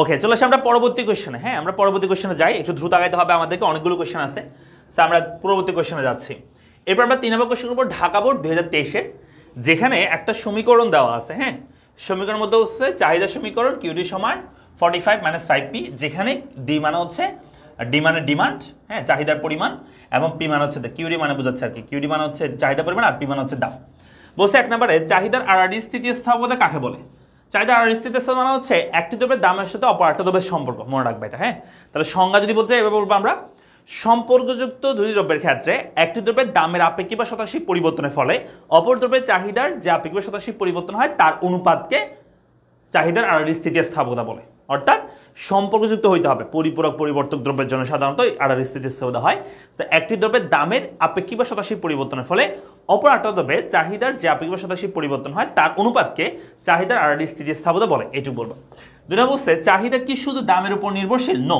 আমরা অলরেডি বলে ফেলছি যে চাহিদা কোয়ান্টিটি অফ ডিমান্ড এক্স দ্রব্যের কি কি বিষয়ের উপর নির্ভর করে প্রথমে আলোচনা হবে দামের উপর এটা দামের উপর নির্ভরশীল ঠিক আছে এটা হচ্ছে প্রধান নির্ধারক এছাড়াও আরো কিছু বিষয়ের উপর চাহিদা নির্ভর করে থাকে যেমন ধরো সম্পর্কিত দ্রব্যের দামের উপর হ্যাঁ সরি তোমার হচ্ছে সম্পর্কিত দ্রব্যের দামের উপর বা এটাকে আমরা আর বলে থাকি তারপর হচ্ছে ভোক্তার আয়ের উপর রুচির উপর অভ্যাসের উপর হ্যাঁ সময়ের উপর ক্রেতার সংখ্যার উপর গভর্নমেন্টের ভূমিকার উপর অ্যাডভার্টাইজমেন্টের উপর এইসব বিষয়ের উপর চাহিদা নির্ভর করে থাকে তার মানে চাহিদা শুধু দামের উপর নির্ভরশীল নয় এটা বলবা তারপর দুই নম্বর বলছে উদ্দীপকের চাহিদা সমীকরণের ভিত্তিতে চাহিদা রেখা অঙ্কন করে একদম সিম্পল দেখো একটা সমীকরণ দেওয়া আছে সেখান থেকে চিত্র আঁকতে বলছে চাহিদা সমীকরণ বলুক বা যোগান সমীকরণ বলুক আসলে সব সমীকরণ থেকে চিত্র আঁকাটা প্রসেসটা সেম ঠিক আছে আমরা এখানে 3 নাম্বারটা করব এখানে আমাদের চাহিদা সমীকরণ দেওয়া আছে আমরা লিখব দেওয়া আছে কি দেওয়া আছে আমাদেরকে দেওয়া আছে কি দেওয়া আছে হচ্ছে কিউডি সমান 45 - 5p অলওয়েজ মাথায় রাখবা যখন একটা সমীকরণ থেকে চিত্র আঁকতে বলবে তুমি দেখবে এই সমীকরণের মধ্যে কোন জিনিসটা স্বাধীন চলক কোন জিনিসটা অধীন চলক দেখো এখানের মধ্যে দামের উপর কিন্তু চাহিদা নির্ভর করে চেনার উপায় হচ্ছে সমানের ডান দিকে হচ্ছে স্বাধীন চলক বলবে আর বাম দিকে হচ্ছে অধীন চলক বসবে তাহলে পি এর বিভিন্ন মানের জন্য তোমাকে কিউডির মানগুলো বের করতে হবে বের করে একটা সূচি করতে হবে তারপর চিত্র আঁকতে হবে সিম্পল এটাই মানে এই স্বাধীন চলকের বিভিন্ন মানের জন্য অধীন চলকের মান বের করতে হবে মিনিমাম 3টা বের করে সূচি করতে হবে তারপর চিত্র আঁকতে হবে তাহলে আমরা করে ফেলি আমরা এই পি এর বিভিন্ন মানের জন্য দেওয়া আছে লিখবো এটা তারপর লিখবো পি এর বিভিন্ন মানের জন্য কিউডি এর মান নির্ণয় করি তাহলে আমরা এখানে লিখতে পারি পি সমান প্রথমে মনে করো 1 লিখি পি সমান 1 হলে আমরা লিখতে পারি কিউডি সমান 45 - 5 × 1 তাহলে आंसर হচ্ছে আমরা 45 - 5 এটা গুণ করলে 5 হবে তাহলে आंसर হবে 40 ওকে তারপর আমরা লিখতে পারি p সমান 2 হলে হ্যাঁ p সমান 2 হলে তাহলে qd সমান 45 - 5 × 2 তাহলে आंसर হবে 45 - 5 দুগুণ 10 आंसर হবে হচ্ছে 35 ঠিক আছে আবার আমরা লিখতে পারি p সমান 3 হলে p সমান 3 হলে qd সমান 45 - 5 × 3 5 into 3 সমান 45 মাইনাস 3 5 15, তাহলে আনসার হবে হচ্ছে 30। এখানে একটা প্রশ্ন তোমাদের, স্যার সবসময় কি এখানে 1 2 3 হবে না, এটা তুমি করতে করতে অভ্যস্ত হয়ে গেলে তুমি বুঝবা কেমন হবে। যেমন এখানে কত আছে সংখ্যাটা, এই যেটাকে আমরা ছেদক বলি, এই সংখ্যাটা কত আছে এবং গুণাকারে কত আছে ঢালাকারে, সেটা দেখে তোমাকে ডিসাইড করতে হবে। এমন সংখ্যা ধরবা যাতে এই মানগুলো একটু ভালো ভালো ডিফারেন্সে থাকে এবং এমন যেন হয় যে তোমার হচ্ছে ঋণাত্মক চলে না আসে। হ্যাঁ, এটা মনে রাখবা। তাহলে আমরা চলো সূচি করে ফেলে, এখান থেকে মিনিমাম 3টা করবা, 3টা করে সূচি করবা। সূচির মধ্যে এখানে আমাদের দাম থাকবে, আমি শর্টকাট করতেছি, চাহিদার পরিমাণ থাকবে এখানে। সো দাম যদি হয় 1 টাকা, আমরা চাহিদার পরিমাণ বের করেছি 40। দাম যদি হয় 2 টাকা, চাহিদা পরিমাণ বের হয়েছে 35। দাম যদি হয় 3 টাকা, চাহিদা পরিমাণ বের হয়ে যাচ্ছে 30। হ্যাঁ, তাহলে আমরা এবার করে ফেলি। যদি এখানে 2 4 6 ধরলে আরো সুন্দর হতো চিত্রটা, ঠিক আছে। যদি আমরা 1 2 ধরছি, ফাইন। সো আমরা এখন চিত্র আঁকবো, ঠিক আছে। চলো আমরা চিত্র আঁকি।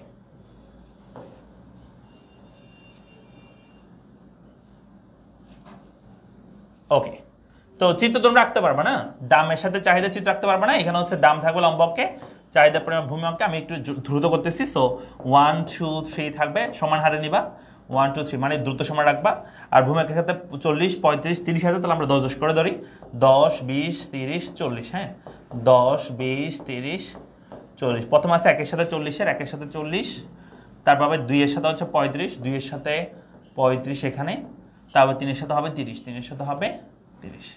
তাহলে এই দিনের ভিতরে যোগ করলে আমাদের ডি ডি প্রাইম ডি মান রাখা হয়ে গেছে। পারবো না? সবাই পারবে 3 নাম্বারটা?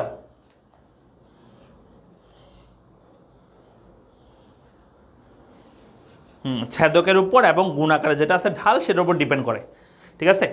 ছেদকের মানটা বড় নাকি ছোট সেটার উপর ডিপেন্ড করবে।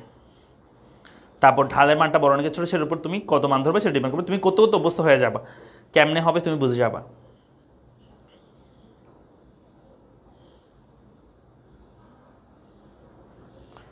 ওকে, এখন চলে আসি আমরা 4 নাম্বারটাতে। হ্যাঁ, 4 নাম্বার প্রশ্ন কি বলছে? 4 নম্বর বলছে উদ্দীপকের আলোকে চাহিদার স্থিতিস্থাপকতা নির্ণয় করো এবং দ্রব্যের প্রকৃতি মন্তব্য করো। মানে চাহিদার স্থিতি বের করতে বলছে। এখন প্রশ্ন স্যার, চাহিদার স্থিতি বের করার জন্য আমাদের কিন্তু আগে সূচি লাগবে না? সূচি থেকে তো আমি চাহিদার স্থিতিটা বের করতে পারবো, তাই না? তো অলরেডি কিন্তু আমি একটা সূচি করছি। অথবা তুমি নিজে চাইলে আবার একটা করতে পারো, মান দুইটা ধরে তুমি একটা সূচি বানাইতে পারো, ঠিক আছে। আমি এখানে যেটা করছি সেটা দিয়ে করতে পারবো, অথবা নিজের দুইটা মান ধরে, মানে পি এর দুইটা মান ধরে কিউডি মান বের করে, মিনিমাম দুইটা লাগবে, যেহেতু আমরা স্থিতিস্থাপক বের করবো। স্বাধীন চলকের পরিবর্তন, অধীন চলকের পরিবর্তন বের করার জন্য দুইটা মান আমাদের দরকার আছে। স্বাধীন চলক দুটো, অধীন চলক দুইটা মান দরকার আছে। হ্যাঁ, তো সেজন্য আমরা পি এর দুইটা মানের জন্য কিউডি মান বের করে তারপর আমরা সূচি করবো, তারপর আমরা স্থিতিস্থাপক বের করবো, ঠিক আছে। তবে এখানে একটা বলে রাখি আমি, এখানে পি এর মানের উপর স্থিতিস্থাপকতা ভিন্ন ভিন্ন হইতে পারে। তোমাদের পরীক্ষায় যে আমাদের আনসার আসবে সে আনসারটা ভিন্ন ভিন্ন হবে। এটা ডিপেন্ড করবে যে তুমি পি এর মান কত ধরছো সেটার উপর। যেমন আমি যদি লিখি, যেমন আমরা 4 নাম্বারটা করবো, আমরা লিখবো এখানে আমাদের চাহিদা সমীকরণ দেওয়া আছে, কিউডি সমান 45 মাইনাস 5পি, এটা দেওয়া আছে। হ্যাঁ, আমরা লিখবো পি সমান 1 হলে, পি সমান আমরা 1 হলে, তাহলে কিউডি আমি মানটা বের করে ফেলি 45 মাইনাস 5 ইন্টু 1, তার মানে আনসার হবে 45 মাইনাস 5, আনসার হবে 40। ওকে, আরটা লিখে ফেলি, পি সমান 2 হলে, পি সমান 2 হলে যদি করি তাহলে হবে কিউডি সমান 45 মাইনাস 5 ইন্টু 2, তাহলে আনসার হবে হচ্ছে 45 মাইনাস 5 দুগুণ 10, আনসার হবে হচ্ছে 45 থেকে 10 গেলে আনসার হবে 35। হ্যাঁ, এই দুটো করে আমরা একটা সূচি করে ফেলবো। এই যে আমরা সূচি করে ফেলতেছি, যেখানে দাম থাকবে, চাহিদা পরিমাণ, দাম থাকবে, চাহিদা পরিমাণ থাকবে। দাম যদি হয় 1 টাকা, চাহিদা পরিমাণ হয় 40। দাম যদি হয় 2 টাকা, চাহিদা পরিমাণ হয় 35।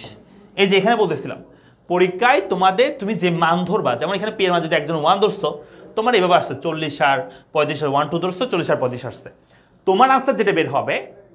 আর একজন যদি 4 আর 6 ধরে, এখানে পি এর মান 2 ধরলে তাহলে চাহিদা একটা বের হবে, পি এর মান 4 ধরলে এখানে 8টা বের হবে। হ্যাঁ, 2 আর 4 ধরলে অথবা 4 আর 6 ধরলে 8টা বের হবে। তখন কিন্তু স্থিতিস্থাপকতার মানটা অন্যরকম আসবে। এই জায়গাটা তোমরা অনেকে আমাদেরকে কমন, মানে ভাইয়া এই জিনিসটা তো বুঝতেছি না, স্থিতিস্থাপকতা আমি একটা মান ধরে করছি, আমার একটা আনসার, কিন্তু গাইড বইয়ে 8টা দেওয়া আছে, কারণ সেখানে অন্য একটা মান ধরছে। সেজন্য মনে রাখবা, স্থিতিস্থাপকতা ভিন্ন ভিন্ন ক্ষেত্রে ভিন্ন ভিন্ন হবে, অর্থাৎ ভিন্ন ভিন্ন দামে ভিন্ন ভিন্ন স্থিতিস্থাপকতা মান বের হবে। মনে থাকবে, স্থিতিস্থাপকতা ভিন্ন ভিন্ন হবে ভিন্ন ভিন্ন মানের উপর ভিত্তি করে।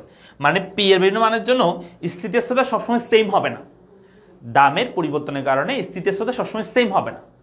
বোঝা গেছে? তার মানে তুমি যদি 1 2 ধরো, তোমার যে আনসার আসবে, আর যদি 1 2 ধরো তাহলে সেম আসবে। কিন্তু সে যদি অন্য মান ধরে, এখানে 1 2 না ধরে অন্য মান ধরে চাহিদা বের করে, তাহলে সেক্ষেত্রে কিন্তু তোমার সাথে তার মিলবে না। এটা মনে থাকবে, আমার কথা বুঝছো? ওকে, তাহলে আমরা সূচি করে ফেলছি, এখন আমরা স্থিতিস্থাপকতা বের করবো। ঠিক আছে, আমি উপর করে দিচ্ছি, এটা আমি মুছে নিলাম। উপর আমরা করবো স্থিতিস্থাপকতা বের করবো, কারণ আমার জায়গা নিচে হবে না। ঠিক আছে, তাহলে এখানে চলো আমরা স্থিতিস্থাপকতা বের করবো। তো এখানে আমরা লিখবো যে আমাদের আমরা জানি ইপি মানে যার দামের সাথে একটু আগে লিখছি আমরা, delta Q divide by delta P into P divide by কি হবে, পি ডিভাইড বাই কিউ হবে। আমরা এখানে একটু যদি মানগুলো বের করে ফেলি, এখানে কি কি মান আছে, ডেল্টা কিউর মান আছে, ডেল্টা পি এর মান আছে, পি এর মান আছে, কিউর মান আছে। পি মানে প্রাথমিক দাম হচ্ছে 1 টাকা, প্রাথমিক চাহিদা পরিমাণ হচ্ছে 40, আর ডেল্টা কিউ মানে হচ্ছে চাহিদা পরিবর্তে, এটা থেকে বের করে দাও 35 থেকে 40, 35 মাইনাস 40, তাহলে আনসার হবে 35 থেকে 40 বিয়োগ হবে -5। ওকে, আর ডেল্টা পি হচ্ছে দামের পরিবর্তন, 2 টাকা বিয়োগ করে দাও 2 - 1, তাহলে আনসার হবে 1। ওকে, তাহলে আমাদের আনসারটা বসাই দিই আমরা, ডেল্টা কিউ মানে হচ্ছে চাহিদা পরিবর্তন -5, ডেল্টা পি মানে হচ্ছে দামের পরিবর্তন হচ্ছে 1 ইন্টু পি মানে প্রাথমিক দাম 1, চাহিদা পরিমাণ হচ্ছে 40, তাহলে আনসার বের হবে হচ্ছে উপরে হবে -5 ডিভাইড বাই নিচে হবে 40, তাহলে 5 কে 40 দিয়ে ভাগ করে দাও, আনসার কত আসে দেখো।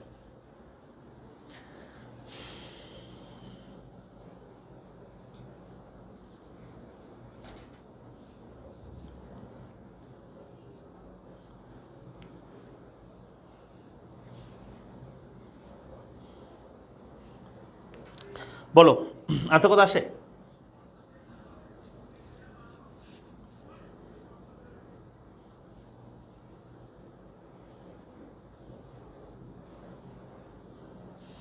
একজন বলছে -0.125 আসছে, তার মানে এরপর লাইন আমরা কি লিখবো, এরপর লাইন লিখবো 0.125, অর্থাৎ মাইনাসটা আমাদের বাদ যাবে। হ্যাঁ, মাইনাসটা বাদ যাবে কেন, কারণ হচ্ছে মাইনাসটা বাদ যাওয়ার কারণ হচ্ছে আমাদের ইপি এর ক্ষেত্রে মাইনাস চিহ্ন কি হয়, উপেক্ষা করা হয়, বা ঋণাত্মক চিহ্ন উপেক্ষা করা হয়। ঠিক আছে, ওকে, তাহলে আনসার হবে 125। এটা হচ্ছে আমাদের স্থিতিস্থাপকতার মান বের হয়েছে। এখন প্রশ্ন হচ্ছে শুধু স্থিতির মান বের করলে হবে না, বলেছে উদ্দীপকের আলোকে স্থিতিস্থাপকতা নির্ণয় করো, করেছি স্থিতিস্থাপকতা, তার বলছে দ্রব্যের প্রকৃতির উপর মন্তব্য করো, এটা কেমন দ্রব্য সেটা মন্তব্য করতে বলছে। তো আমি বলতেছি এখানে কি তোমাদের আনসারটা ভিন্ন ভিন্ন হবে, এই পি এর মানের উপর ভিত্তি করে চাহিদার পরিমাণটা চেঞ্জ হয়ে গেলে, পি এর মান যদি অন্যরকম হয়, তাহলে তোমার এই স্থিতিস্থাপক মানটা কিন্তু অন্যরকম আসতে পারে অন্যজনের ক্ষেত্রে আর কি, যে যেভাবে মান দেবে সে অনুযায়ী আসবে। সেটা নিয়ে কনফিউজ হওয়ার দরকার নেই, তোমার সাথে আর জনের নাও মিলতে পারে। যদি তুমি পি এর মান ভিন্ন ভিন্ন নাও, তাহলে তোমার চাহিদা অন্যরকম হবে, তখন স্থিতিস্থাপক মান অন্যরকম বের হবে এবং দ্রব্যের প্রকৃতি অন্যরকম লিখতে হবে। কারণ তোমার যদি তোমার আসতে মনে করো 0.125, তার মানে এটার মান হচ্ছে, ইপি এর মান হচ্ছে কি বলো, একের চেয়ে এখানে কি আসছে, ইপি এর মান একের চেয়ে কি আসছে, ছোট আসছে। হ্যাঁ, ইপি এর মান একের চেয়ে কি আসছে, ছোট আসছে। তো ইপি এর মান একের চেয়ে ছোট আসলে সেটাকে আমরা বলি থাকি কি, যে তোমার কি দ্রব্য, নিত্য প্রয়োজনীয় দ্রব্যের ক্ষেত্রে এমন হয়ে থাকে, ইপি এর মান একের চেয়ে ছোট হয়ে থাকে নিত্য প্রয়োজনীয় দ্রব্যের ক্ষেত্রে। কিন্তু আরেকজনের অন্য মান ধরে করছে, তার মনে করে আসছে 1.5 আসছে বা 2.5 আসছে তার আনসার। হ্যাঁ, তাহলে সেক্ষেত্রে কিন্তু সে লিখবে এটা একটা বিলাস জাতীয় দ্রব্য। কেন, কারণ ইপি এর মান একের চেয়ে বড় আসছে, তাই ইপি এর মান একের চেয়ে ছোট আসলে সেটাকে আমরা কি বলি, ইপি এর মান একের চেয়ে ছোট আসলে সেটা হচ্ছে আমাদের নিত্য প্রয়োজনীয় দ্রব্য, শূন্য আসলে অতিরিক্ত প্রয়োজনীয় দ্রব্য, আর একের চেয়ে বড় আসলে বিলাস জাতীয় দ্রব্য, একের সমান আসলে সাধারণ দ্রব্য, আর যদি অসীম আসে তাহলে সেটাকে আমরা বলে থাকি পাবলিক গুডস বা সরকারি দ্রব্য। ক্লিয়ার? ওকে, তাহলে আনসার কিন্তু ভিন্ন ভিন্ন হইতে পারে, এটা মনে রাখবা। ঠিক আছে, ওকে ফাইন, তাহলে আমরা এটা করে ফেললাম। এর পরবর্তী কোশ্চেন আমরা চলে যাই। দেখো এর পরবর্তী এখানে বলছে যে কুমিল্লা বোর্ড 2022-এ বলছে পরিমাণ দেওয়া আছে 1 2 3 4 5, চিনির দাম দেওয়া আছে 70 70 70 70, দাম স্থির আছে, তেলের দাম দেওয়া আছে এত এত এত এত। হ্যাঁ, তো এখানে আমাদের প্রশ্ন বলছে ফার্ম কি, আচ্ছা এটা একটু হচ্ছে এটা হচ্ছে গড় আয় নির্ণয় করতে বলছে, এটা এই চ্যাপ্টারের ম্যাথ না, এটা একটু তোমরা স্কিপ করো। হ্যাঁ, এখানে বলছে একচেটিয়া বাজার কি, ফার্ম কি, এগুলো হচ্ছে 4র্থ অধ্যায়ের। হ্যাঁ, তেলের বাজারটি কি ধরনের বাজার, তারপর হচ্ছে উদ্দীপকের জন্য গড় বাজার লেখা। আচ্ছা এগুলো হচ্ছে তোমার 4th চ্যাপ্টারে আমি গেলে পড়াবো। হ্যাঁ, 4th চ্যাপ্টার যখন পড়াবো তখন পড়াবো, এটা 4th চ্যাপ্টার থেকে চলে আসছে ভুলক্রমে। চলে আসে আমরা পরবর্তী কোশ্চেনে। পরবর্তী কোশ্চেন দেখি, পরবর্তী কোশ্চেন এখানে একটা, হ্যাঁ এখানে একটা কি দেওয়া আছে, তোমার একটা চিত্র দেওয়া আছে। ঠিক আছে, এখান থেকে প্রশ্ন করছে, এটা আমরা দেখি। দেখো এখান থেকে প্রথম প্রশ্ন করছে, এখানে যে চিত্র দেওয়া আছে এখানের মধ্যে একটা যোগান রেখা দেওয়া আছে। হ্যাঁ, তারপর চাহিদা রেখা এখানে একটা দেওয়া আছে, এটা DD1 বলছে। এই অবস্থায় আমাদের মানে ভারসাম্য অবস্থায় আমাদের 3 টাকা দাম, আর চাহিদা পরিমাণ ভারসাম্য পরিমাণ হচ্ছে 10। তারপর চাহিদা বেড়েছে, চাহিদা এখান থেকে এখানে চলে আসে, চাহিদা বৃদ্ধি পাইছে আর কি। চাহিদা বৃদ্ধি পাওয়ার কারণে আমাদের ভারসাম্যের দামটা বেড়ে 4 টাকা হয়ে গেছে, আর পরিমাণটাও বেড়ে 10 থেকে 15 হয়ে গেছে। ফাইন, এখানে আমাদের বলছে ডিডি প্রাইম স্বাভাবিক সময়ে চাহিদা রেখা, এবং ডিডি প্রাইম হচ্ছে ঈদ বাজারে চাহিদা রেখা। অর্থাৎ এটা ছিল আমাদের স্বাভাবিক অবস্থায় চাহিদা রেখা, এবং ঈদের বাজারে আমাদের ডিমান্ড অতিরিক্ত ডিমান্ড হয়ে যাওয়ার কারণে যোগান স্থির আছে, কিন্তু হঠাৎ করে চাহিদা বেড়ে গেছে, কারণ ঈদের বাজার, চাহিদা বেড়ে যাওয়ার কারণে দাম বেড়ে গেছে, পরিমাণে বেড়ে গেছে। আচ্ছা, এখানে আমাদেরকে বলছে 1 নম্বরে চাহিদা কাকে বলে। আমরা জানি চাহিদা মানে হচ্ছে একটি নির্দিষ্ট সময়ের নির্দিষ্ট দামে ক্রেতাগণ কোনো দ্রব্যের যেই পরিমাণ ক্রয় করে বা ক্রয় করতে প্রস্তুত থাকে তাকে আমরা কি বলবো, চাহিদা বলবো। একটি নির্দিষ্ট সময়ের নির্দিষ্ট দামে ক্রেতাগণ কোনো দ্রব্যের যেই পরিমাণ ক্রয় করে বা ক্রয় করতে প্রস্তুত থাকে তাকে আমরা কি বলবো, চাহিদা বলবো। এরপর 2 নম্বর বলছে কোনো দ্রব্যের পরিপূরক দ্রব্যের দাম বাড়লে দ্রব্যটির চাহিদা কি প্রভাব পড়বে। পরিপূরক দ্রব্যের দাম বাড়লে, মনে রাখবা পরিপূরক দ্রব্যের আমার দ্রব্যের দাম বাড়লে যেমন আমার দ্রব্যের চাহিদা কমে, পরিপূরক আমার যে পরিপূরক সে আর আমি ভাই ভাই, হ্যাঁ, আমার দ্রব্যের দাম বাড়লে যেমন আমার দ্রব্যের চাহিদা কমবে, আমার পরিপূরক দ্রব্যের দাম বাড়লে আমার দ্রব্যের চাহিদা কমবে, তার মানে বিপরীতমুখী সম্পর্ক, এটা মনে রাখবা। আর পরিবর্তক মানে হচ্ছে শত্রু, সে আমার দ্রব্যের দাম বাড়লে আমার দ্রব্যের চাহিদা কমে, কিন্তু আমার শত্রুর দাম যদি বাড়ে আমার দ্রব্যের চাহিদা বাড়বে, কারণ তার দাম বাড়লে তার চাহিদা কমে যাবে, আমার চাহিদা বেড়ে যাবে, মনে থাকবে। তাহলে পরিপূরক মানে হচ্ছে তাকে ছাড়া আমি চলতে পারবো না, ভাই ভাই তারা, হ্যাঁ। তো বলছে কোন দ্রব্যের পরিপূরক দ্রব্যের দাম বাড়লে দ্রব্যটির চাহিদা কি প্রভাব পড়বে, দাম বাড়লে, পরিপূরক দ্রব্যের দাম বাড়লে ওই দ্রব্যটার চাহিদা কি হয়ে যাবে, কমে যাবে, মনে থাকবে। পরিপূরকের ক্ষেত্রে একটি দ্রব্যের দাম বাড়লে অপর দ্রব্যের চাহিদা কি হয়ে যাবে, কমে যাবে, কারণ পরিপূরক মানে হচ্ছে আমার দ্রব্যের দাম বাড়লে যেমন আমার দ্রব্যের চাহিদা কমবে, আমার পরিপূরক দ্রব্যের দাম বাড়লে আমার দ্রব্যের চাহিদা কমবে, এটা মনে রাখবা। তারপর বলছে জামদানি শাড়ির যোগান সূচি নির্ণয় করো। এই জামদানি শাড়িটার যোগান সূচি করতে বলছে, এখান থেকে একটা যোগান সূচি বলছে, একদম সিম্পল, একদম, হ্যাঁ, খুবই সহজ একটা অঙ্ক। চলো আমরা এখানে দেখাই, এখানে দেখাচ্ছি আমি। তো এটার এই মানে এই সূচিটা বলছে জামদানি শাড়ির যোগান সূচি করতে বলছে। তো এটা তো কোনো ব্যাপারই না, আমরা জাস্ট দেখে দেখে যোগানটা লিখে দেব। দেখো এখানে দাম দেওয়া আছে, হ্যাঁ, দাম দেওয়া আছে, তারপর যোগান, ঠিক আছে। তো আমাদের 3টা দেওয়া আছে এখানে যদিও। তো দাম দেখো, যেমন আমি যদি বলি এই যে যোগানটা, এই যেটা হচ্ছে যোগান রেখা, দাম যখন 2 টাকা তখন যোগান হচ্ছে 5, খেয়াল করছো, দাম 2 অবস্থায় এই যে যোগান রেখা, এটা দাম 2 অবস্থায় যোগানের পরিমাণ হচ্ছে 5, তার মানে দাম 2 হলে যোগান হচ্ছে 5, দাম যদি 3 টাকা হয়, দাম যদি 3টা হয় যোগানের পরিমাণ হচ্ছে 10, দাম যদি 4 টাকা হয় যোগানের পরিমাণ হচ্ছে 15, হয়ে গেছে যোগান সূচি, এইটুক, একদম সিম্পল, হ্যাঁ। কেমনে বের করছে সেটা বলে দিবা, আর কোনো কিছু নাই। তার বলছে 4 নম্বরে যে হ্যাঁ 4 নম্বর বলছে স্বাভাবিক সময়ের তুলনায় ঈদ বাজারে জামদানি শাড়ির বাজার ভারসাম্যে যে পরিবর্তন ঘটে তা নিচের আলোকে, তা চিত্রের আলোকে বিশ্লেষণ করতে বলছে। অর্থাৎ যে স্বাভাবিক অবস্থার তুলনায় ঈদ বাজারে যখনই আমাদের জামদানি শাড়িকে ভারসাম্যে যে প্রভাব পড়তেছে সেটা ঘটে তা চিত্রের আলোকে, এখানে দেওয়া আছে যে স্বাভাবিক অবস্থায় কি হয়েছে, পরবর্তীতে কি হয়েছে সেটা দেওয়া আছে, এখানে চিত্র আঁকার কোনো কিছু নাই, দেখে দেখে চিত্র আবার রাখবা, কোনো কিছু নাই। বলছে স্বাভাবিক সময়ের তুলনায় ঈদ বাজারে জামদানি শাড়ির বাজারে ভারসাম্য যে পরিবর্তন ঘটে তা চিত্রের আলোকে বিশ্লেষণ করতে, চিত্রের আলোকে, চিত্র দেওয়া আছে, চিত্র আবার রাখবা, দেখে দেখে আঁকবা, তারপর বলবা কি হয়েছে, যে প্রাথমিক অবস্থায় এটা যোগান ছিল, এটা চাহিদা ছিল ঈদ বাজার ছাড়া স্বাভাবিক অবস্থায়। যখনই ঈদ শুরু হয়েছে আমাদের চাহিদার উপর, মানে মানুষের কি একটা সময়ের পরিবর্তনের কারণে, ঈদ একটা সময়, হ্যাঁ, ঈদের সময় আমাদের মানে অন্যান্য বিষয়ের পরিবর্তন হয়েছে আর কি, যোগান স্থির রেখে অন্যান্য বিষয়ের পরিবর্তনের কারণে যোগান চাহিদাটা বেড়ে যাবে। যেমন সময়ের পরিবর্তন, যেমন শীতকালে শীত কাপড়ের চাহিদা বেড়ে যায় ধুম করে, গরমকালে তোমার হচ্ছে সুতির কাপড়ের চাহিদা, বা গরমকালে যদি তেমন একটা ইয়ে হয় না, মানে প্রভাবটা দেখা যায় না, কিন্তু শীতকালে দেখা যায়। তারপর হচ্ছে তোমার ঈদের সময় তোমার কাপড়ের চাহিদা বেড়ে যায়। সো যখনই কাপড়ের চাহিদা বেড়ে যাচ্ছে আমাদের চাহিদাটা ডান দিকে শিফট করে, কারণ চাহিদা বৃদ্ধি পাওয়া মানে হচ্ছে চাহিদাকে কোন দিকে শিফট করবে, ডান দিকে শিফট করবে, হ্যাঁ। তো চাহিদা ডান দিকে শিফট করলে আগে যেখানে ছিল সেখান থেকে চাহিদা রেখাটা ডান দিকে শিফট করলে আমাদের ভারসাম্য বিন্দুটা ই থেকে এফ এ চলে আসে, যার কারণে ভারসাম্যের দাম আর ভারসাম্যের যে পরিমাণ দুটাই কিন্তু বৃদ্ধি পায়। ক্লিয়ার? এইটুকু বলতে হবে। লাইভ এখন কয়জন আছে? এখন 120 জনের মতো আছে।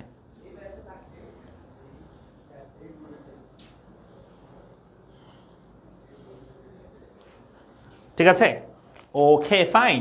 তাহলে আমরা এটা পারবো আশা করি, 4 নাম্বারটা পারবো। চলো সেই পরবর্তী কোশ্চেনে। হ্যাঁ, পরবর্তী কোশ্চেন বলছে 6 নাম্বার কোশ্চেনে দেখো, এখানে একটা সমীকরণ দেওয়া আছে, ওই যে চাহিদার মতো যোগান সমীকরণ যদি এখানে দেওয়া আছে। সো এখানের মধ্যে কিউএস মানে কি, পি মানে কি সেটা বলছে। আচ্ছা, প্রথম হচ্ছে অপেক্ষক কাকে বলে? অপেক্ষক এই যে এটাকে অপেক্ষক বলে। QD x quantity of demand x দ্রব্যের চাহিদার পরিমাণ ডিপেন্ড করে থাকে function of P x. X দ্রব্যের দামের উপর, সম্পর্কিত দ্রব্যের দামের উপর, ভোক্তার আয়ের উপর, রুচির উপর, অভ্যাসের উপর, সময়ের উপর, ক্রেতার সংখ্যার উপর, হ্যাঁ, গভর্নমেন্টের ভূমিকার উপর, অ্যাডভার্টাইজমেন্টের উপর, এইসব বিষয়ের উপর কোনো দ্রব্যের চাহিদা ডিপেন্ড করে থাকে। এইটাকে বলা হয় একটা চাহিদা অপেক্ষক। হ্যাঁ, এখানের মধ্যে কি থাকে যে কতগুলো স্বাধীন চলকের উপর অধীন চলকের একটা নির্ভরশীলতার সম্পর্ক থাকে, সেটাকে আমরা কি বলি? অপেক্ষক বলে থাকি। তাহলে কি বলবো আমরা? যে স্বাধীন চলকের উপর অধীন চলকের যে নির্ভরশীলতার সম্পর্ক তার গাণিতিক প্রশ্ন আমরা কি বলবো? অপেক্ষক বলবো। স্বাধীন চলকের উপর অধীন চলকের যে নির্ভরশীলতার সম্পর্ক তার গাণিতিক প্রশ্ন আমরা কি বলবো? অপেক্ষক বলবো। ক্লিয়ার? তাহলে অপেক্ষক কাকে বলবো? আমরা কি লিখবো? যে স্বাধীন চলকের উপর অধীন চলকের যে নির্ভরশীলতার সম্পর্ক তার গাণিতিক প্রশ্নকে অপেক্ষক বলে, এটি বললে হবে। 2 নম্বর বলছে চাহিদা রেখা কি সর্বদাই ডান দিকে নিম্নগামী হয়? অর্থাৎ চাহিদা রেখা কি সবসময় এরকম নিম্নগামী হবে? ডিডি প্রাইম এরকম কি সবসময় নিম্নগামী হবে? আনসার হচ্ছে যদি চাহিদা বিধি অনুযায়ী হয়। চাহিদা বিধি কি বলছে? অন্যান্য বিষয় স্থির থেকে কোনো দ্রব্যের দাম বৃদ্ধি পেলে চাহিদা হ্রাস পায়, দাম হ্রাস পেলে চাহিদা বৃদ্ধি পায়। যদি এটা হয় দ্যাট মিনস বলবা চাহিদা রেখা যদি চাহিদা বিধি অনুযায়ী হয় তাহলে চাহিদা রেখা বাম থেকে নিম্নগামী হইতে মানে নিম্নগামী হয়। যদি চাহিদা বিধির ব্যতিক্রম হয় কোনো ক্ষেত্রে তাহলে চাহিদা রেখা বাম থেকে নিম্নগামী নাও হইতে পারে। যেমন ভ্যাবলেন দ্রব্য, তারপর হচ্ছে তোমার গিফেন দ্রব্যের ক্ষেত্রে, ভবিষ্যতে দামের পরিবর্তনের ক্ষেত্রে, ভোক্তার আয় রুচি অভ্যাসের পরিবর্তনের ক্ষেত্রে, হ্যাঁ এই যে বাকি যেগুলো আছে এগুলো পরিবর্তন হইলে দাম স্থির মানে দাম বৃদ্ধি পেলে যদি অন্যগুলো যদি চেঞ্জ হয় তাহলে সেক্ষেত্রে চাহিদা রেখা নিম্নগামী নাও হইতে পারে। তার মানে সোজা কথা হচ্ছে চাহিদা বিধি অনুযায়ী হলে চাহিদা রেখা নিম্নগামী হবে, চাহিদা বিধির ব্যতিক্রম হলে চাহিদা রেখা বাম থেকে নিম্নগামী নাও হতে পারে। এটুকু লিখবা। 3 অবস্থায় উদ্দীপক হতে একটি যোগান রেখা অঙ্কন করো। হ্যাঁ যোগান রেখা অঙ্কন করো এটা বলছে। এখান থেকে যোগান রেখা আঁকতে পারবে তোমরা? পি এর বিভিন্ন মানের জন্য কিউ এর মানগুলো বের করে একটা সূচি করবা, তারপর রেখা আঁকবা। পারবে কিনা বলো? একটুও যেভাবে করছি আমরা চাহিদা খাতে যেভাবে করছি সেম।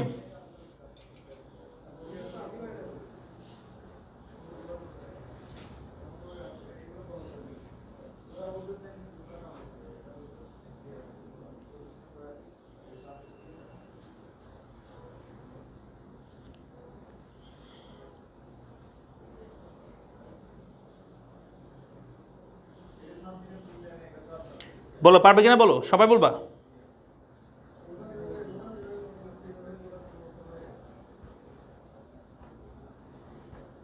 যোগান রেখা আঁকতে পারবা? জাস্ট পি এর মানের জন্য যেমন পি এর মান 1 হলে চাহিদা কত, 2 হলে কত, 3 হলে কত, এভাবে করে বের করবা। পারবা? পারবে কিনা বলো সবাই। ওকে এরপর চলে আসো 4 নাম্বার বলছে দাম 4 টাকা 5 টাকা বিবেচনা করে প্রদত্ত অপেক্ষক থেকে যোগানের স্থিতিস্থাপকতা নির্ণয় করো এবং মন্তব্য ব্যাখ্যা করো। দেখছো এখানে দাম বলে দিয়েছে স্পেসিফিক। ওই যে আগে চাহিদা যেটা করছিলাম চাহিদার দাম, সেটার মধ্যে এখানে যোগান মানে কত দামে কত কত দাম দেবে সেটা বলে দিয়েছে। কেন জানো? কারণ হচ্ছে ভিন্ন ভিন্ন মান দলে ভিন্ন ভিন্ন স্থিতিস্থাপকতা আসবে, সেজন্য তোমাকে স্পেসিফিক করে দিয়েছে যে দাম 4 টাকার 5 টাকা হলে তখন যোগান কি হবে তার পিছিয়ে বের করতে বলছে। তাহলে স্যার জন্য সহজ হয়ে গেছে। স্যাররা বিভিন্ন মান আনসার বিভিন্ন রকম আসবে না, সেম আনসার আসবে সবার। তাহলে আনসারটা সেম আসলে তাহলে সবার খাতা কাটতে সহজ হবে, বুঝছো? সেজন্য এভাবে করে দিছে, মানে দামটাই স্থির রেখে বলে দিছে, মানে দামটা এত হলে যোগান কি হবে। পারবা কিনা বলো এটা? 4 নাম্বারটা পারবে না? করে দিব আমি।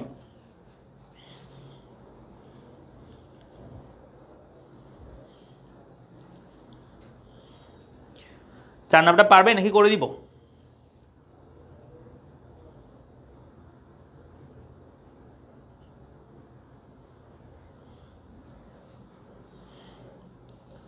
চার নাম্বারটা 4 টাকা দামে তুমি যোগান দেখবা, 5 টাকা দামে তুমি যোগান বের করবা, তারপর একটা সূচি করবা, সূচি করে যোগানের স্থিতিস্থাপকতা বের করবা। চাহিদার স্থিতিস্থাপকতার মতোই, মানে চাহিদার দাম স্থিতিস্থাপকতার মতোই যোগানের দাম স্থিতিস্থাপকতা বের করতে হবে। হ্যাঁ জাস্ট যেখানে চাহিদা পরিবর্তন না হয় যোগানের পরিবর্তন হবে, আর কিছু না।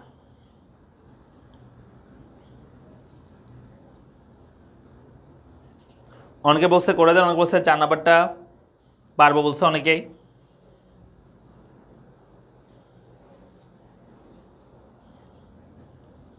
করে দেন করে দেন, করে দিলে ভালো হতো। আচ্ছা করে দিচ্ছি, তাহলে আমি করে দিচ্ছি, দ্রুত করো সবাই, দ্রুত করবা, ঠিক আছে? আমি করে দিচ্ছি, এখনই করে দিচ্ছি। তাহলে এখানে বলছে আমি একটু লিখে দিই। তাহলে প্রথমত হচ্ছে দাম 4 টাকার 5 টাকা হলে বলছে। হ্যাঁ তাহলে আমরা 4 নাম্বার করতেছি, প্রথমে লিখবো দাম 4 টাকা হলে। হ্যাঁ তাহলে দাম 4 টাকা হলে আমরা লিখতে পারি যে কিউএস সমান -5 প্লাস 5 ইন্টু 4। হ্যাঁ তাহলে হবে -5 প্লাস 4 5 20, তাহলে আনসার হবে 15। ঠিক আছে? আবার দাম কতটা লিখবো? দাম 5 টাকা, দাম 5 টাকা হলে, তাহলে দাম যদি 5 টাকা বলে তাহলে যোগানের পরিমাণ আমরা লিখতেছি -5 প্লাস 5 ইন্টু 5, তাহলে আনসার হবে -5 প্লাস 5 5 25, তাহলে আনসার হবে 20। ঠিক আছে? তাহলে আমরা একটা সূচি করে ফেলি এখান থেকে। সূচির মধ্যে কি থাকবে? জাস্ট দাম আর চাহিদা পরিমাণ, দাম সরি যোগানের পরিমাণ, দাম আর যোগানের পরিমাণ। দাম হচ্ছে যখন 4 টাকা, দাম যখন 4 তখন আমাদের যোগানের পরিমাণ হচ্ছে 15। দাম যখন লিখেছি আমরা 5 তখন আমাদের যোগানের পরিমাণ কত হয়েছে? 20 হয়েছে। হ্যাঁ তাহলে আমরা এখান থেকে একটা সূচি করে ফেলছি। এখন আমরা কি আঁকবো? আমরা এখন এটার স্থিতিস্থাপকতা বের করবো। চলো আমরা বের করি স্থিতিস্থাপকতা। ঠিক আছে?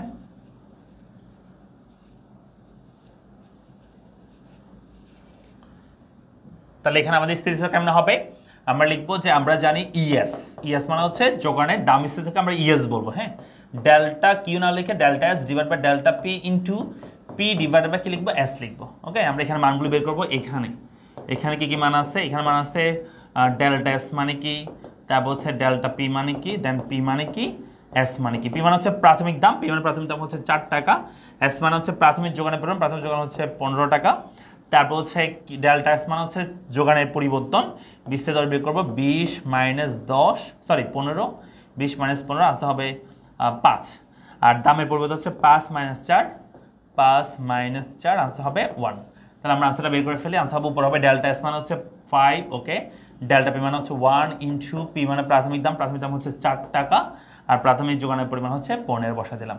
তাহলে আনসার বের হবে, কাটার উত্তর না পারলে আমরা মতো করবো 4 5 20, উপর 20 লিখে দিলাম, 15 রেখে 15, তাহলে 20কে তুমি 15 দিয়ে ভাগ করে দাও, আনসার বের হবে কত হয় দেখো। 20কে 15 দিলে 1 পয়েন্ট কত আসে, 1.25 এরকম আসে।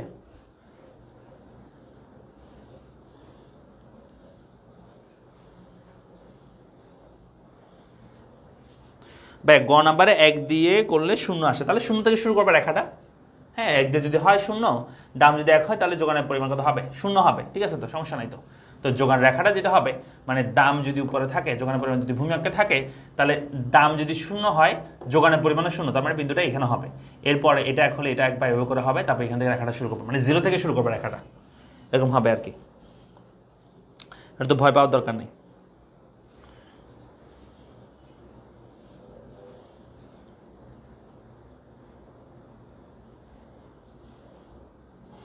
তাহলে 1 আসবে 1.33। হ্যাঁ, 1.33 হচ্ছে আমাদের যোগানের দাম স্থিতিশীলতা। তাহলে যেহেতু একের চেয়ে বড় আসছে, এখানে মন্তব্য করতে বসছে, বের করে মন্তব্য করো। মন্তব্য মানে হচ্ছে যেহেতু একের চেয়ে বড় আসছে, এটাকে আমরা বলি যে স্থিতিস্থাপক। হ্যাঁ, অথবা এটাকে বলতে পারি এটা হচ্ছে সাধারণত বিলাস জাতীয় দ্রব্যের ক্ষেত্রে হয়ে থাকে, যোগান স্থিতিস্থাপক হয়ে থাকে বিলাস জাতীয় দ্রব্যের ক্ষেত্রে।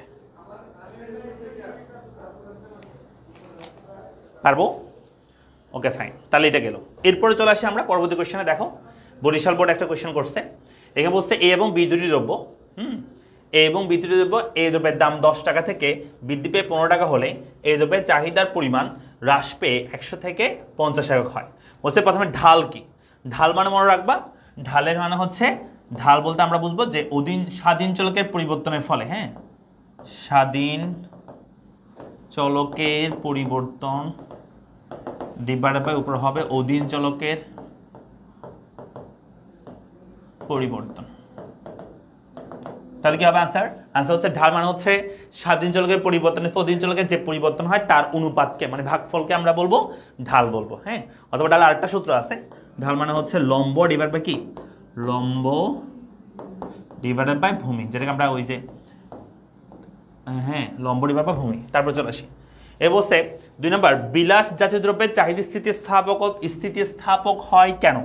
বিলাস জাতীয় দ্রব্যের ক্ষেত্রে চাহিদা স্থির হয় কেন? কারণ বিলাস জাতীয় দ্রব্যের ক্ষেত্রে দামের সামান্য পরিবর্তনের ফলে চাহিদার ব্যাপক পরিবর্তন হয়। মনে রাখবা, দামের সামান্য পরিবর্তন হলে চাহিদার ব্যাপক পরিবর্তন হয় বিদায় বিলাস জাতীয় দ্রব্যের ক্ষেত্রে স্থিতিশীল মান একের চেয়ে কি হয়, বড় হয়, কারণ সেখানে দাম যে হারে পরিবর্তন চাহিদা তার চেয়ে বেশি হারে পরিবর্তন হয়। হ্যাঁ, সেজন্য ইপিএমআর তখন একের চেয়ে বড় আসে আর কি।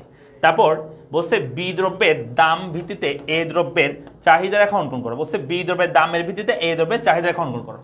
বলছে এ এবং বি দুটি দ্রব্য, বি দ্রব্যের দাম 10 টাকা থেকে বৃদ্ধি পেয়ে 15 টাকা হলে, বি দ্রব্যের দাম 10 টাকা থেকে বৃদ্ধি পেয়ে 15 টাকা হলে এই দ্রব্যের চাহিদার পরিমাণ 100 থেকে 50 হয়ে যায়। তাহলে একটা সূচি আকারে লিখে ফেলি আমরা এটাকে। হ্যাঁ, সূচি আকারে লিখে আমরা করব, চলো করি। তোমাদের কি বোরিং লাগতেছে, বোর লাগতেছে? বলো বোর লাগতেছে কিনা বলো, তোমাদের বোর লাগতেছে? বোর লাগলে ক্লাস শেষ করে দিব।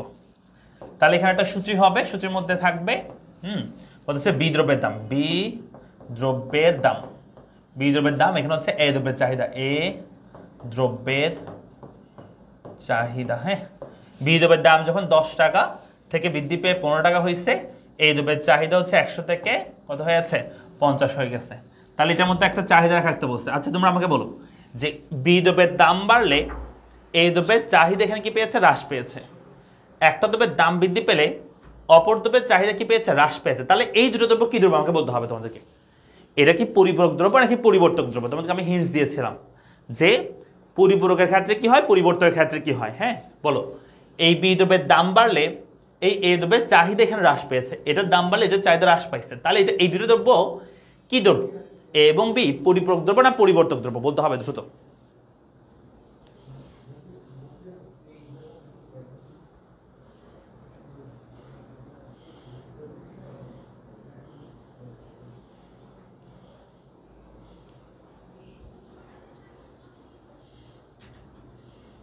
এ এবং বি কি দ্রব্য?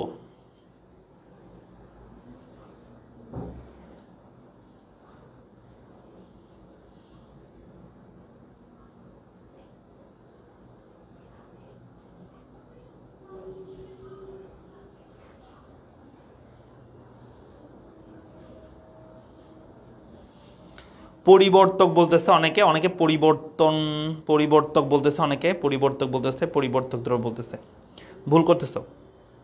পরিপূরক বলতেছে অনেকে, দিয়া জান্নাত বলছে পরিপূরক। হ্যাঁ, কি বলছি আমি? পরিপূরক মানে কি বলছিলাম? যে একটা দ্রব্যের দাম বৃদ্ধি পেলে অপর দ্রব্যের চাহিদা যদি হ্রাস পায়, তার মানে সেই দুটো দ্রব্য পরিপূরক। আমার দ্রব্যের দাম বৃদ্ধি পেলে যেমন আমার দ্রব্যের চাহিদা কমে যাবে, আমার পরিপূরক দ্রব্যের দাম বাড়লে আমার দ্রব্যের চাহিদা কমে যাবে। পরিপূরক পরিপূরক। আর পরিবর্তকের ক্ষেত্রে একটি দ্রব্যের দাম বৃদ্ধি পেলে অপর দ্রব্যের চাহিদাও বেড়ে যাবে, সমমুখী সম্পর্ক হয়। হ্যাঁ, পরিবর্তকের ক্ষেত্রে পরিপূরক হবে এটা।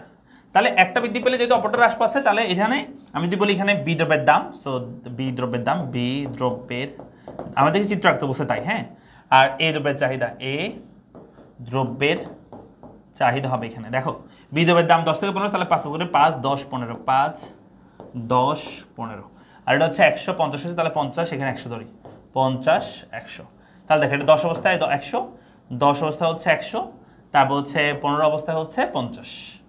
তাহলে আমাদের বিন্দুটা কোথায় বের হবে?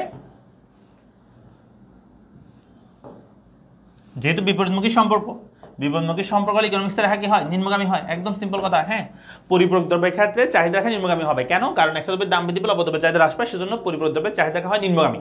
আর পরিবর্তক দ্রব্যের ক্ষেত্রে একটা দ্রব্যের দাম বৃদ্ধি পেলে অপর দ্রব্যের চাহিদা বৃদ্ধি পায়, সেজন্য পরিবর্তক দ্রব্যের চাহিদা রেখা হয় ঊর্ধ্বগামী। এই কথাগুলো মনে রাখতে হবে, এগুলো খুব বেশি গুরুত্বপূর্ণ কথা। পরিপূরক পরিবর্তক নিয়ে কনফিউশন মানে যদি থাকে, এগুলো ক্লিয়ার করে ফেলবা। হ্যাঁ, কারণ এখান থেকে পরীক্ষা আসবেই।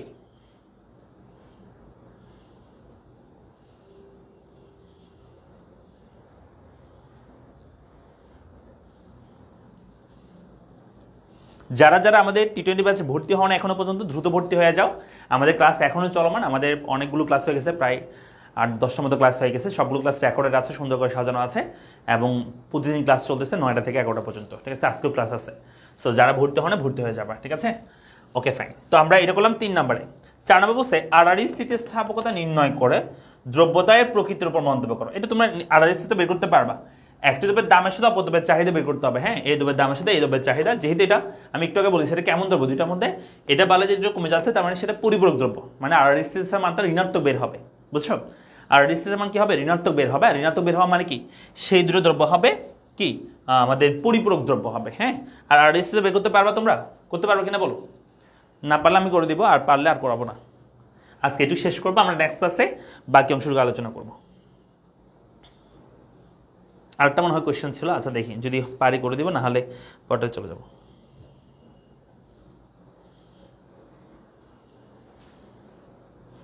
এখন আর সময় নাই, আমাদের আবার টি20 ব্যাচে ক্লাস শুরু করতে হবে, সেই জন্য। বুঝছো?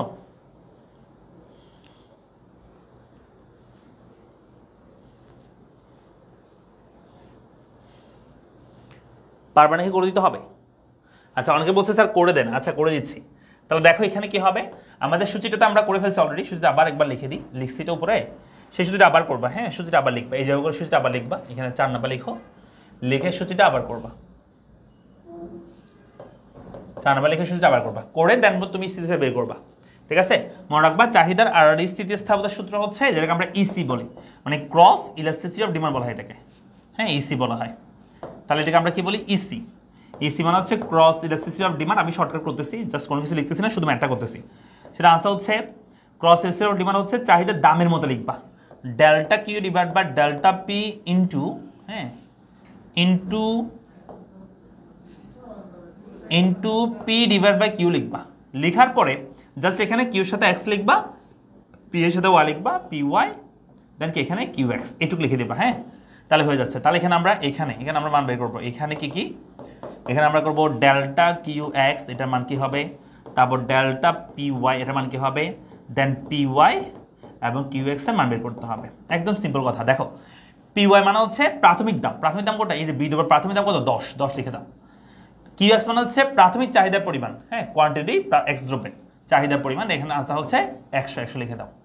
তারপর ডেল্টা কিউ এক্স মানে হচ্ছে এক্স দ্রব্যের চাহিদার পরিবর্তন, এই যে এটা চাহিদার পরিবর্তন 50 মাইনাস 100 পরিবর্তিত মাত্রায় প্রাথমিক বের করতে হবে, অলওয়েজ মনে রাখবে এটা, হ্যাঁ আবার উপর থেকে নিচটা বের করে দিও না, তাহলে আনসার হবে 50 থেকে 40 বের করলে আনসার হবে -50। ওকে, আর ডেল্টা পি মানে হচ্ছে ডেল্টা পি ওয়াই মানে হচ্ছে দামের, ওয়াই দ্রব্যের দামের পরিবর্তন, তাহলে 15 থেকে 10 বের করবো, 15 মাইনাস 10, তাহলে আনসার হবে 15 থেকে 10 বের করলে হবে -5, সরি শুধু 5 হবে, -5 না, শুধু 5 হবে, হ্যাঁ শুধু 5 লিখবো। তাহলে আমরা মানটা বসাই দিই, তাহলে উপর হবে ডেল্টা কিউ এক্স মানে হচ্ছে -50, ডেল্টা পি ওয়াই মানে হচ্ছে শুধু 5, ওকে, পি ওয়াই মানে হচ্ছে 10 এবং কিউ এক্স মানে হচ্ছে 100। তাহলে আনসার কি হবে, উপরে হচ্ছে এটার সাথে গুণ করে দাও, দরকার হলে 500 দিয়ে গুণ করলে হবে 500 -500, নিচে হবে হচ্ছে 500 দিয়ে গুণ করলে এটাও 500 হবে, 5 এর সাথে এটা গুণ করলে এটাও 500 হবে, তবে প্লাস, তাহলে আনসার হবে 500 দিয়ে ভাগ করলে আনসার হবে -1, হ্যাঁ তাহলে -1 যেহেতু বেড়েছে আবার প্লাস লিখে দিও না, হ্যাঁ এটা মাইনাস মানে মাইনাস থাকবে, এটা ইসি করতেছে শুধু ইপি এর ক্ষেত্রে, এক মিনিট, শুধু ইপি এর ক্ষেত্রে কি হবে, মাইনাস থাকলে সেটা কি হচ্ছে প্লাস লিখতে হবে, কিন্তু এমনি নর্মালি হচ্ছে যেটা মাইনাস সেটা মাইনাস রাখতে হবে, অন্যান্য সবগুলোর ক্ষেত্রে ই ওয়াই ইসি সেগুলোর ক্ষেত্রে মাইনাস মানে মাইনাস রাখতে হবে, ঠিক আছে। তাহলে আনসার কি হবে, আনসার যে আরআরএসসি মান নির্ণয় করো, প্রকৃতির উপর মন্তব্য করো, তাহলে এটা হচ্ছে যেহেতু মাইনাস আসছে আমরা বলবো আরআরএসসির মান ঋণাত্মক আসা মানে কি, এই দুটো হচ্ছে পরিপূরক দ্রব্য, ঋণাত্মক মানে পরিপূরক আর ধনাত্মক হচ্ছে পরিবর্তক, এটা বলে যে এটা বৃদ্ধি পাইতো পরিবর্তক ক্ষেত্রে বাড়ে আর কি, সেটার ক্ষেত্রে আনসারটা ধনাত্মক বের হইতো, তাহলে কি হবে এই দুটো দ্রব্য পরিপূরক দ্রব্য হবে। আমরা প্রথম পত্রের প্রথম অধ্যায়ের উপর সিকিউ ক্লাস নিচ্ছি, আজকে আমাদের দ্বিতীয় ক্লাস হচ্ছে প্রথম পত্রের দ্বিতীয় অধ্যায়ের উপর, আরেকটা ক্লাস হবে এই চ্যাপ্টারের উপর আগামী বুধবারে, হ্যাঁ এবার শনি সম্পদ প্রতিদিন রাত 8টায়, শনি সম্পদ রাত 8টায় আমাদের সিকিউ ক্লাসগুলো হচ্ছে, আমরা অলরেডি এইটার উপর 13টা ক্লাস নিব আমরা টোটাল, ফার্স্ট আমরা বলে 13টা ক্লাস নিব, এই ক্লাসগুলো সবাই করলে যারা আসো আর কি আমার সাথে, যদি তোমরা করো তোমাদেরকে আমি এইটুকু গ্যারান্টি দিতে পারি তোমাদের সিকিউতে আর কোনো প্রবলেম থাকবে না, এসএসসি পরীক্ষা তোমরা সবাই ছক্কা মারতে পারবে ইনশাল্লাহ।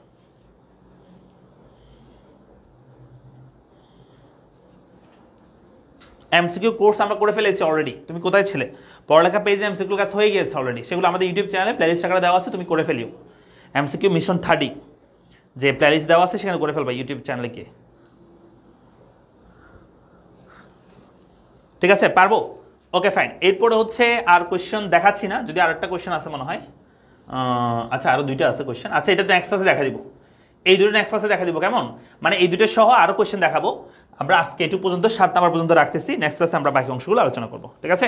সবাই ভালো থাকো, সুস্থ থাকো, আর তোমাদের বন্ধু বান্ধব সবাইকে আমি বলছিলাম সবাই একটু জানা দিবা, হ্যাঁ তোমরা যদি হেল্প না করো আমরা আসলে আগাতে পারবো না, তোমাদের উপর আমরা ডিপেন্ড করতেছি ফুল, তো তোমরা যদি আমাদেরকে হেল্প না করো, সহযোগিতা না করো, তোমাদের জন্য আমরা এই পরিশ্রমগুলো করতে পারবো না, তোমাদের জন্য আমরা ক্লাস দিতে পারবো না, ঠিক আছে। কারণ হচ্ছে আসলে প্রতিষ্ঠানটা তোমাদের এই যে ফ্রি ক্লাসগুলো করার মাধ্যমে আমাদের স্টুডেন্টরা পেইড ব্যাচে ভর্তি হচ্ছে, হ্যাঁ তারপরেই তো এই প্রতিষ্ঠানটা চলতেছে, সো এটা তোমাদের উপর ডিপেন্ড করবে তোমরা কেমন শেয়ার করতেছো, দেন আমাদের প্রতিষ্ঠান কতদিন চলবে, ঠিক আছে।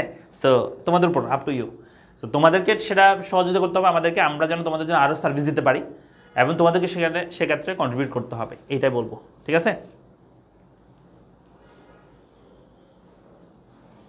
থ্যাংক ইউ সবাইকে, আসসালামু আলাইকুম।